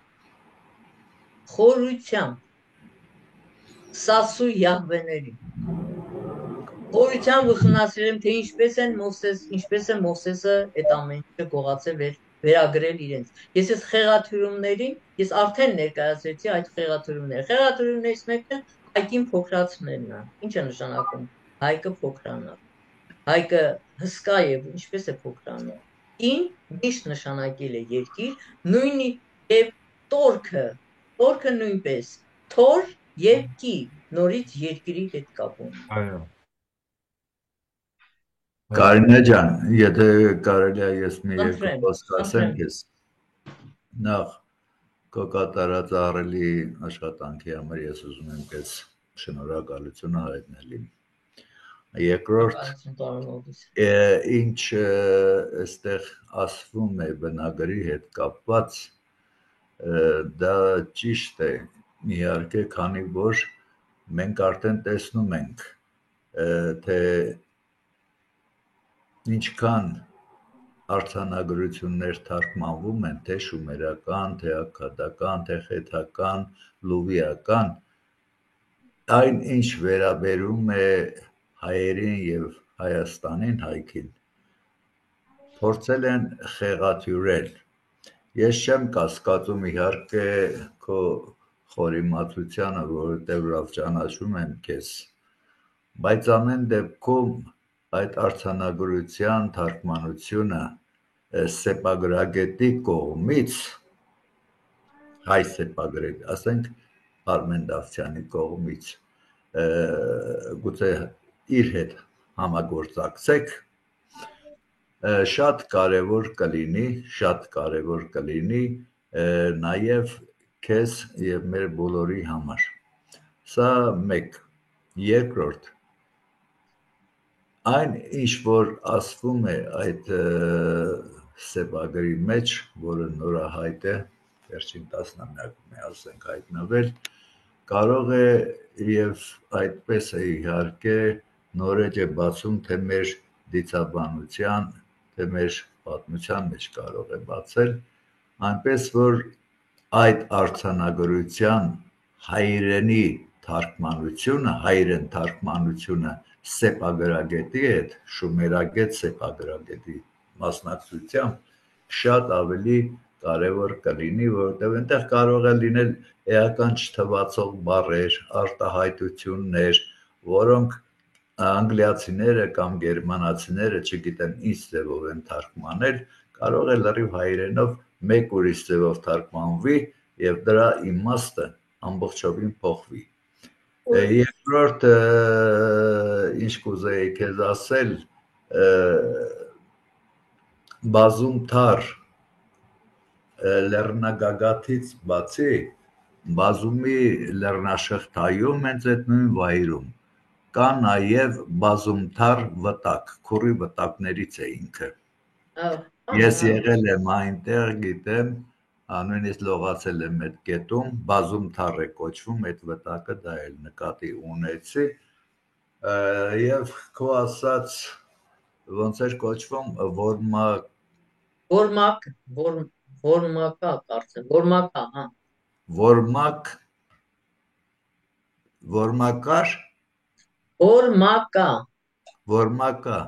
Որմակադուր։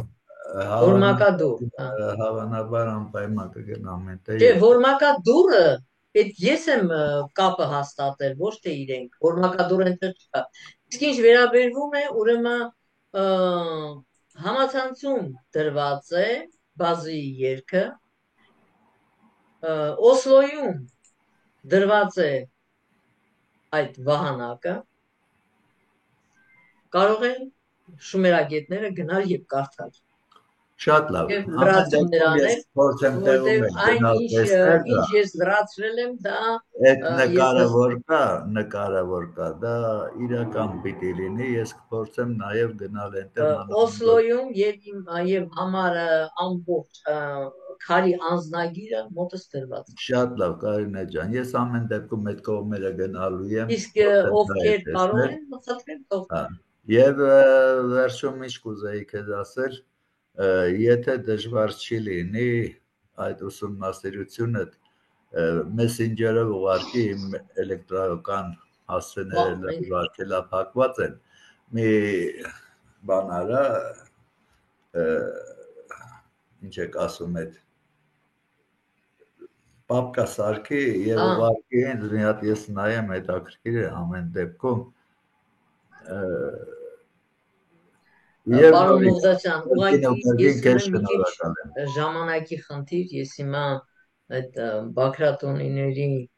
աշխատանքի վրա եմ եւ մինչեւ սեպտեմբեր երևի բան կլինեմ։ Երբ որ ազատ կլինես, եթե ազատ էլ չես լինի, Արամին խնդրի ասա ինձ համար են, հա ինքը թող Սարգի ուղարկի։ Անպայման։ Եղավ Ես շատ շնորհակալ եմ։ Համենայն դեպս ուզում եք մի հատ ցուցակը կարդամ, թե ինչերի հետ է կապված դեռ բազումը։ Կարելի է մտ հարց տամ, հետո նոր կարդամ ցուցակը։ Ընտրեմ։ Ես էլ եմ շատ շնորհակալ, շատ հետաքրքիր էր ինձ համար։ Մի փոքր հարց, այնտեղ էպիզոդում դուք ասացիք այսպիսի արտահայտություն՝ երկրի պատ եւ երկնքի պատ, եթե ճիշտ եմ հիշում։ Այո։ Կարելի է դրա բնօրինակի ուղղակի թարգմանությունը ասեք, ո՞նց է գրված, էլի, դա ինձ համար շատ կարեւոր է։ Սա ուրեմն պատ բառի մեկնաբանությունն է նոր հայկական բառարանում։ Սա այդ վիպերքի հետ կապ չունի, ես ուղղակի սա լրացում եմ արել։ Որովհետև նա պատն է, այո, դա պատ է այնտեղ, որմակա դուռ կամ պատ, էլի, այդ որմակա դուռը բանում որմ պատ է նշանակում։ Վիպերքում չկա նմանատիպ ինչ-որ արտահայտություն։ Չէ, այնտեղ մենակ բազի համար է եւ կա որ բազումի լեռներն են տվել եւ բազումի լեռները փորձեցի այսպես, ասեցի, եթե իրեն տվել են բազումի լեռները եւ բազումի եւ Սասունի լեռները եւ Սասունի լեռներում ինքը պետք է իր երկրպագության կենտրոնը կառուցել եւ բազումի լեռներում պետք է կառուցել, դրա համար էր Սասունը նույնն էր, ես հիմա Սասունը ուղղակի թողեցի մի կողմի վրա, որովհետեւ բազումը ավելի հետաքրքիր էր։ Եվ ես ուղղակի ընտրեցի տեսնեմ բազումի ինչ ունենք Հայաստան, որովհետեւ մի որոշ ժամանակ մի հատ ասեց ես բանասեր էր, անունը Սոնա, չգիտեմ, համասանում դաս էր տալիս։ Եվ ես նրան ինչքան փորձեցի ապացուցել, դեռ այս աշխատանքը չէի կարդացել, դեռ ուսումնասիրություններ էի անում, փորձեցի բացատրել, որ բազումը հայերեն բառ է եւ աստվածանուն է, նա իմ վրա նույնիսկ ծիծաղեց, ասես նման բան գոյություն չունի։ Դա սովորական բան է, դուք դրանից դիչ վիրավորվեք։ Այ չեմ վիրավորվում։ Հիմա տգետները շատ են ծիծաղում մեզ վրա։ Եվ ինքը ինչի համար ասեց բազար կեչար բառից էր։ Ես իրան ասեցի բազարը դա բազար Աստծո անունն է եւ կեչար դա աճար, կեչար ակադեմիա անունը նկատի ունի, որտեղ այնտեղ կան եկեղեցիներ, որտեղ պահվել են գրքեր, կաճար իմաստն ունի։ Հա, ինքը իմ վրա նույնիսկ այսպես ծիծաղեց եւ ասեց, որ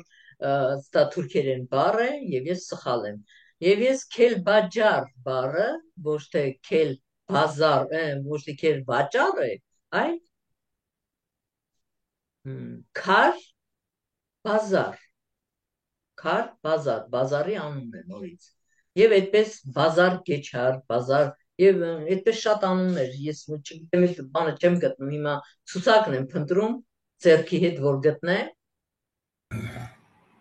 Բազեն է։ Կա մի տեսակի է։ Կարինե ջան, ես էլ եմ իհարկե կարծում, որ բազար կեչար անվանումը թուրքական ծագում ունի։ Չի կարող պատահի, դա բազար եւ կեչար։ Ամեն դեպքում որ դու այդպես ես ասում, դա նորություն է ինձ համար, ես Պարոն Մովսիսյան, տելեմ բավակ, նայեք, ես բերում եմ այսպես ինձ տեղը, ժամանակը եւ պատմությունը։ Այդ երեքը եթե միացնում եմ եւ գտնում եմ բառի արմատը, իմաստը, ուրեմն գտել եմ։ Իսկ եթե երեքից որևէ մեկը չի համընկնում, չեմ գտնում ստես։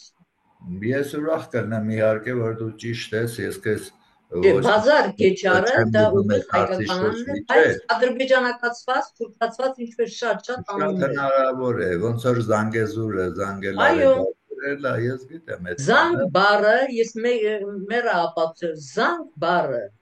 նույն նորից Էնկի հայայի անունից ստեղծված անունը։ Անկ Զ անք։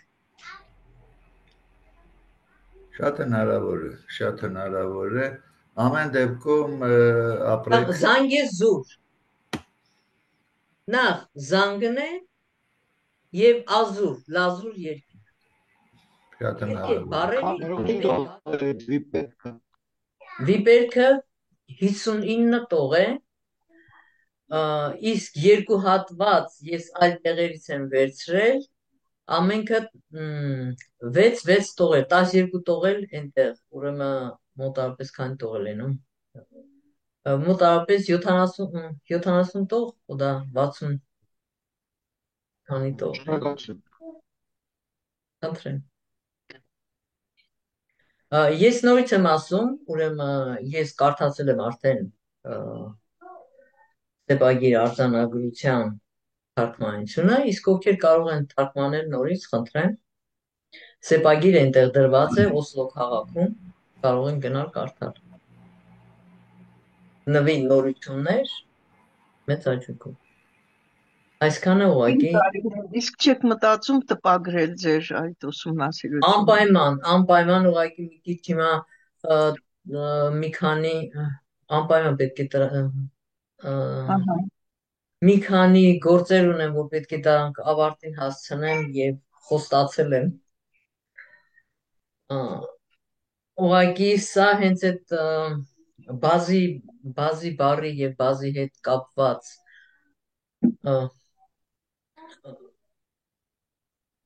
բոլոր հայկական բանահյուսության կապը շատ մեծ էր, դրա համար որոշեցի անպայման սա անել եւ կիսատ չթողնել։ Այո։ Իսկայական աշխատանք է կատարված, չի կարելի կիսատ թողնել։ Ինչպես։ Ասում եմ, հսկայական աշխատանք եք կատարել, չի կարելի որ կիսատ թողնեք։ Երկու բան ասել եմ, այդ մարուտա սանսկրիտով նշանակում է քամի։ Մեր ուսում ենք ունենք մարուտա սանսկրիտ քամիներ։ Ինչպես։ Ասանալ բռնում է քամիների հետ։ Հովիկ մի քիչ լավ չի լսվում ձայնդ, մոտիկ արի։ Ուրեմն մենք ունենք մարութա աստված, գիտեք։ Մարութա սանսկրիտով նշանակում է քամի։ Եվ մենք ուսում ունենք մարութա սարի քամիները, որտեղ իրար են։ Ճիշտ ասած ես այդպես չգիտեմ, որ մարութա աստվածը քամի է կոչվում, ես շումերական արձանագրությունից գիտեմ, որ մարութը ճիշտ կարդալու դեպքում մարութ անունն է եւ Էնկի հայայի առաջին որդին է, ոչ թե այնտեղ գրված է մարութ, այլ գրված է ամ, ար, ութ կամ մար, ար, ութ, այդպես տարբեր շումերական այդ սեպագիր արձանագրություններն են, միասին կարդացի, թե սա դարձել է մարութ եւ այդ մարութը տարբեր տեղերում հետո այդ մարութը տեսա, որ դարձել է արդեն փորձում են բելի վրա տեղադրեն եւ դարձնեն մարդուկ։ Ես ուղղակի որ սանսկրիտով մարութ քամի նշանակում։ Կարող մեր բանահյուսության մեջ երևի այդպես է մնացել մարութա աստվածը, որովհետև քամիները դրանք նաև նշանակում են աստվածների շարժումներ, շարժեր են նշանակում։ Եվ ոչ միայն քամի, եւ քամին կա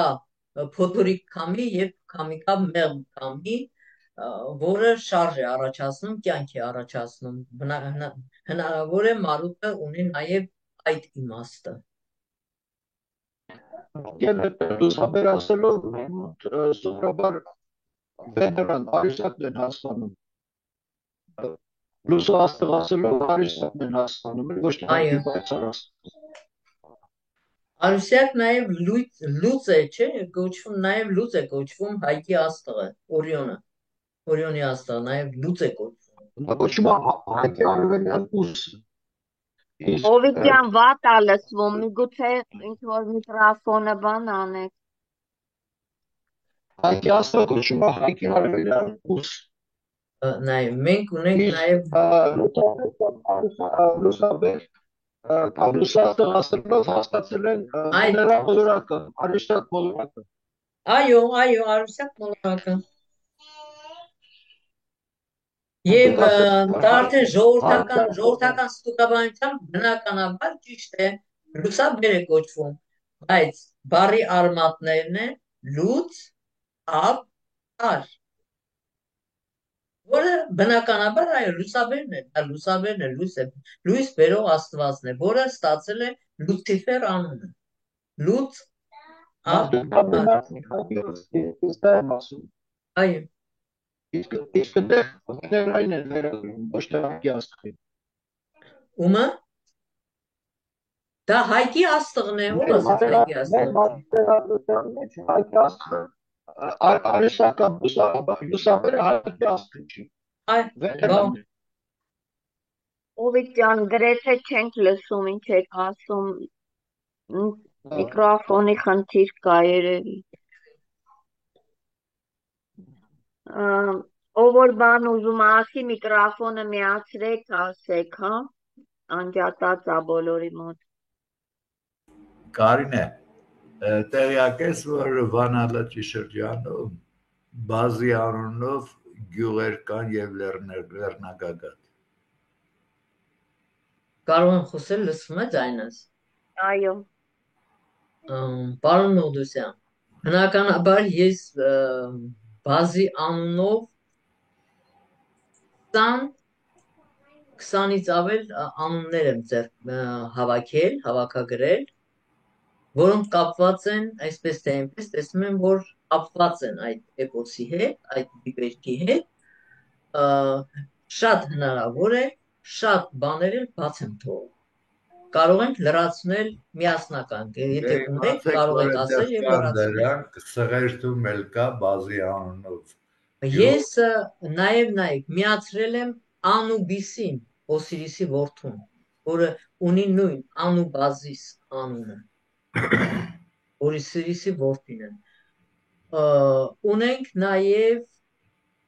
Անուբազիսը նաև Գամփրի անունն է, որը լատիներենով նշանակում է գատալուս։ Սովորական առաջի դասանի երեխաները կարող է ասել, որ գատալուս դա լուսաստղն է և նշանակում է գատալուս, որը Գամփրի նշանաբանն է հայերենի։ Անաբուսը կապված է բաստետ եգիպտական առյուծի նշանագրի հետ, բաստետ, բազիս և տետ։ Դա հնարավոր է, որովհետև շատ բան թե դիսաբանությունից, թե ճարտարապետությունից, թե տարբեր գիտությունների նվաճումներից հարևաններին գնացել են Հայաստանից։ Բնականաբար, այո, մեզանից շատ է գնացել հարևաններին, շատ։ Եթե Լեյլան գտնում է, որ Ռապանուերենում մոտ 3000 հայերեն արմատ է գտնում, դուք պատկերացրեք, թե ինչ կլինի։ Շատ հնարավոր է, ապրեք։ Կապված է նաև բեզոարյան այծի հետ։ Բազին նվիրված հիմա բազունք, այս բառերը գտա, բազունք, կարիգակնային համակարգի մոտ գտնվող բաց աստղաբույլ բազմաստղ, բազմակ, սեղան, բազմական, սեղանակից, իմաստով գրաբարում սեղանին նաև ասել են բազմակ։ Բազմակ նշանակում է ճրագակալ, աշտանակ, կանթեղ, լույս ժողովը։ Բազե, Օսիրիսի, Օրիոնի որդու խորի հորուսի խորհրդանշանը։ Բուզանդիա, Բազիլիկա, Քարբազար, Բազար Կեչար, Կեչարիսը բազ, բլուր հայկական լեռնաշխարհում, այո, գրել եմ, բազ, բլուր հայկական լեռնաշխարհում Վանալճի հարավ-արևելյան ափին։ Բլուր է դա, այլ լեռ։ Ուրեմն դարձնեմ լեռ։ Բազ, բզնունիկ, բջնունիկ, բջնի։ Բջնի անունը լրիվ ուրիշ բանից է, ես եմ դրանով զբաղվել, Բազ բզնունիկ, նու բազ արմատ առաջին արմատը բազում է։ Բզնունիկ, բայց բջնին, նույնիսկ ուրարտական սեպագրերում կա ուր բուզունի ձևով, բուզունի։ Դե արմատը Եվ դա բազուկ, անունը կապված է աղաջրերի նորագոյացությունների հետ աղի ջրերում, աղի լճերում։ Ես անձամբ եմ գնացել նաև այդ ջրերը աղբյուրները եւ տակ եւ սառը նայել, քարերի վրա ամբողջական այդ ժանգը երկաթի հետ միասին աղով եկել, դուրս է եկել։ Ամբողջ այդ երկաթային մասը օքսիդացվել է եւ ժանգը մի բազից է կախված նաև բազուկ։ բազումքը հնարավոր է, մարդու ուսից մինչև արմունկը հասնող մաս, բազիլիկ կամ բազիլիկ, գոյական ճարտարապետական որոշ ոճով կառուցված քրիստոնեական տաճարները։ Չգիտեմ, դա լեզվաբանները դա կարող են ասել, ուրեմն ես այդքան բան չեմ խորացել լեզվաբանության մեջ եւ ամենակարևորը միած սա էլ ասեմ, որտեվ սա իմ ամենասիրած թեման է, Էնկի երկու օծերը, բուզուր եւ նաղաշ օծերը, մեկը կրում է բուզուր բազի անունը եւ մեկը կրում է Էնկիի նահաշ դատավոր անունը։ Էնկիի բուզուր օծը Մովսեսը վերցնում է, որպեսզի ժողովրդի մեջ ընկած, թե նահարն է վերցնում է, որ նաղաշն է վերցնում, որպեսզի իր ժողովրդի մեջ ընկած ցավ ու հիվանդությունը բուժի։ Դա է այդ նրա ձեռքի այդը որ կա Մովսեսի, դա Հայկի նաղաշ օծն է։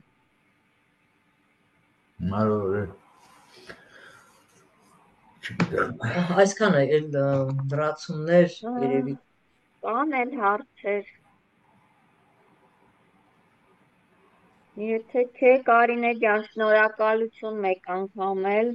շատ հետաքրքիր էր ու պետք է մարսել դեռ այդ ամեն ինչը։ Ավելի ճիշտ կլիներ, Տիկին Կարինե, եթե դուք այդ բառերը գրեիք, ինչպես նկարները ցուցադրեցիք, այդ բառերը եթե գրված լինեին, շատ ավելի ճիշտ կլիներ, որովհետև կարդալով այդպես չի ընկալվում, էլի մանավանդ այսպիսի հաղորդակցության պայմաններում դժվար է։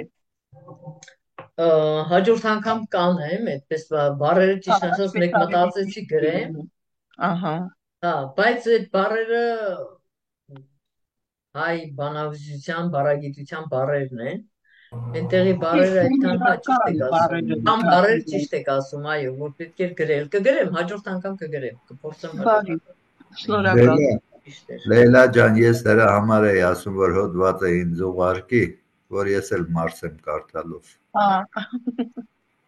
Տիկին Կարինե, շատ շնորհակալություն, շատ հետաքրքիր էր։ Ես մի հարց ունեմ, եթե կարելի է։ Սյուն բարի հետ կապված, որ ասում եք դաշուներենից սյուն բարը, իսկ հետագայում նաև որ արտական սեպագրերում կա, չէ, սոան, որից առաջացել է Սևան անունը, ուզում եմ հասկանամ դա կապված է իրար հետ։ Անպայման կապված է, այո։ Նշանակում է, այսինքն ճառագայթ ասացիք։ Այո, ճառագայթ, սյունը առաջի անգամ շումերերենում հայտնի է դարձել որպես ճառագայթ եւ սյուն եւ եգիպտերենում առաջինը Եգիպտերենում Ինանա աստվածուհին, որը ստացավ նաեւ Իսիս անունը, կամ աստղիկ աստվածուհին է ստացել Իսիս անունը, եւ այդ Իսիս անունը նշանակում է իր երկու սյուները։ Մի սյունը Օսիրիսն է, ամուսինը Հայկը, որին որպես օծ սպանեց Սեթը։ Երկրորդ սյունը Խորն է, Հորուսը։ Դրա համար իր անունը ինքը վերցրել է Իսիս։ Օսիրիսի անունն էլ է երկու Ս-ով, երկու Իսիս, նայել կրում է իր անունը եւ իր որդու անունը, Հորուսի անունը։ Հետագայում Հորուսը եւ Իսիսը որպես տարբեր Հորուսը եւ Օսիրիսը տարբեր աստվածություններ են հայրու որդի, հետագայում միանում են իրար։ Դրա համար դառնում է երկուսը Իսիս։ Ունենք Մասիս, Սիս, Սիսյան, այդ բոլոր անունները կապված են Իսիսի, Օսիրիսի հետ։ Եվ դրանք ոչ թե եգիպտական աստվածներ են, այո, եգիպտական աստվածներ են, որովհետև հայկին տվել են տիրություն, որպես տիրակալություն Եգիպտոսի, տեր Եգիպտոսի եւ Աֆրիկայի հողերի տերը։ Դարձել է Էնկի հայկը։ Սրանք ամենքը տարբեր թեմաներ են, այսպես որ մի անգամ ասեմ դա չի ընկալվի մնա, դրանք տարբեր թեմաներ են։ Մի բան էլ ավելացնեմ, եթե կարելի է։ Եթե բազիլիկա բառը վերցնում ենք եւ այդ կոնտեքստի մեջ ենք դիտարկում, հավանական է, որ բազիս բառերը, որոնք բազիլիկայի հիմքում են ընկած եւ բազիլիկան ծնվել է բազա եւ բազիս բառերից, նրանք էլ ուրեմն այդ շրջանակների մեջ պետք է դիտարկել, որտեղ հիմքում դա է, բազան է։ Այո։ Դա ճարտարապետական շինարարական տերմինոլոգիայով է այսպես կալի բազիլիկան։ Եվ նայեք ամենից հետաքրքիր բանը, ուրեմն բազումում է տալիս նրա հանգստյան վայրը, երկրպագության վայրը, նա հանգստանում է այնտեղ, եւ դա դառնում է բազմոցը։ Հա, եւ տաճարի գաղափարն էլ առաջի տաճարը որպես բազիլիկ եկեղեցի հենց այդտեղից է ծնվել։ Ամենաառաջնային տարբերակը, որը որ բազիլիկ, հա, ամենաանխաթար տարբերակը հենց այդտեղից է ծնվել։ Այո։ Ուրեմն ես իմ առաջ նպատակ եմ դրել, այդ նպատակը ճիշտ ասած ինքնաբերաբար է կատարվել, բոլոր այն բառերը, այն պատմությունները, որոնք մեզանից վտարվել են, հեռացվել են, ջնջվել են, վերագրվել են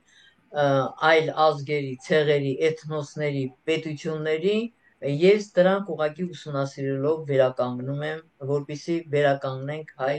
ժողովրդի ճակատագիրը, բախտը եւ ճակատագիրը։ Բախտը ճակատագիրը վերականգնելով կվերականգնենք տարածքները եւ իրական Հայաստանը։ Դա իմ նպատակն է։ Ես ներողություն եմ խնդրում Տիկին Կարինե, իսկապես շատ կարևոր բան ասացիք։ Հիմա դուք գիտեք, որ մեզ մոտ տարբեր կանալներով շատ ժամանակակից այդ ձեր ոգով տարբեր զեկուցումներ, հաղորդումներ, բաներ են դրվում եւ ինչ եք պատկերացնում դիտումների ինչպիսի մեծ թիվ։ Ես օրինակի նոր ընկերս որ խոսեց հետս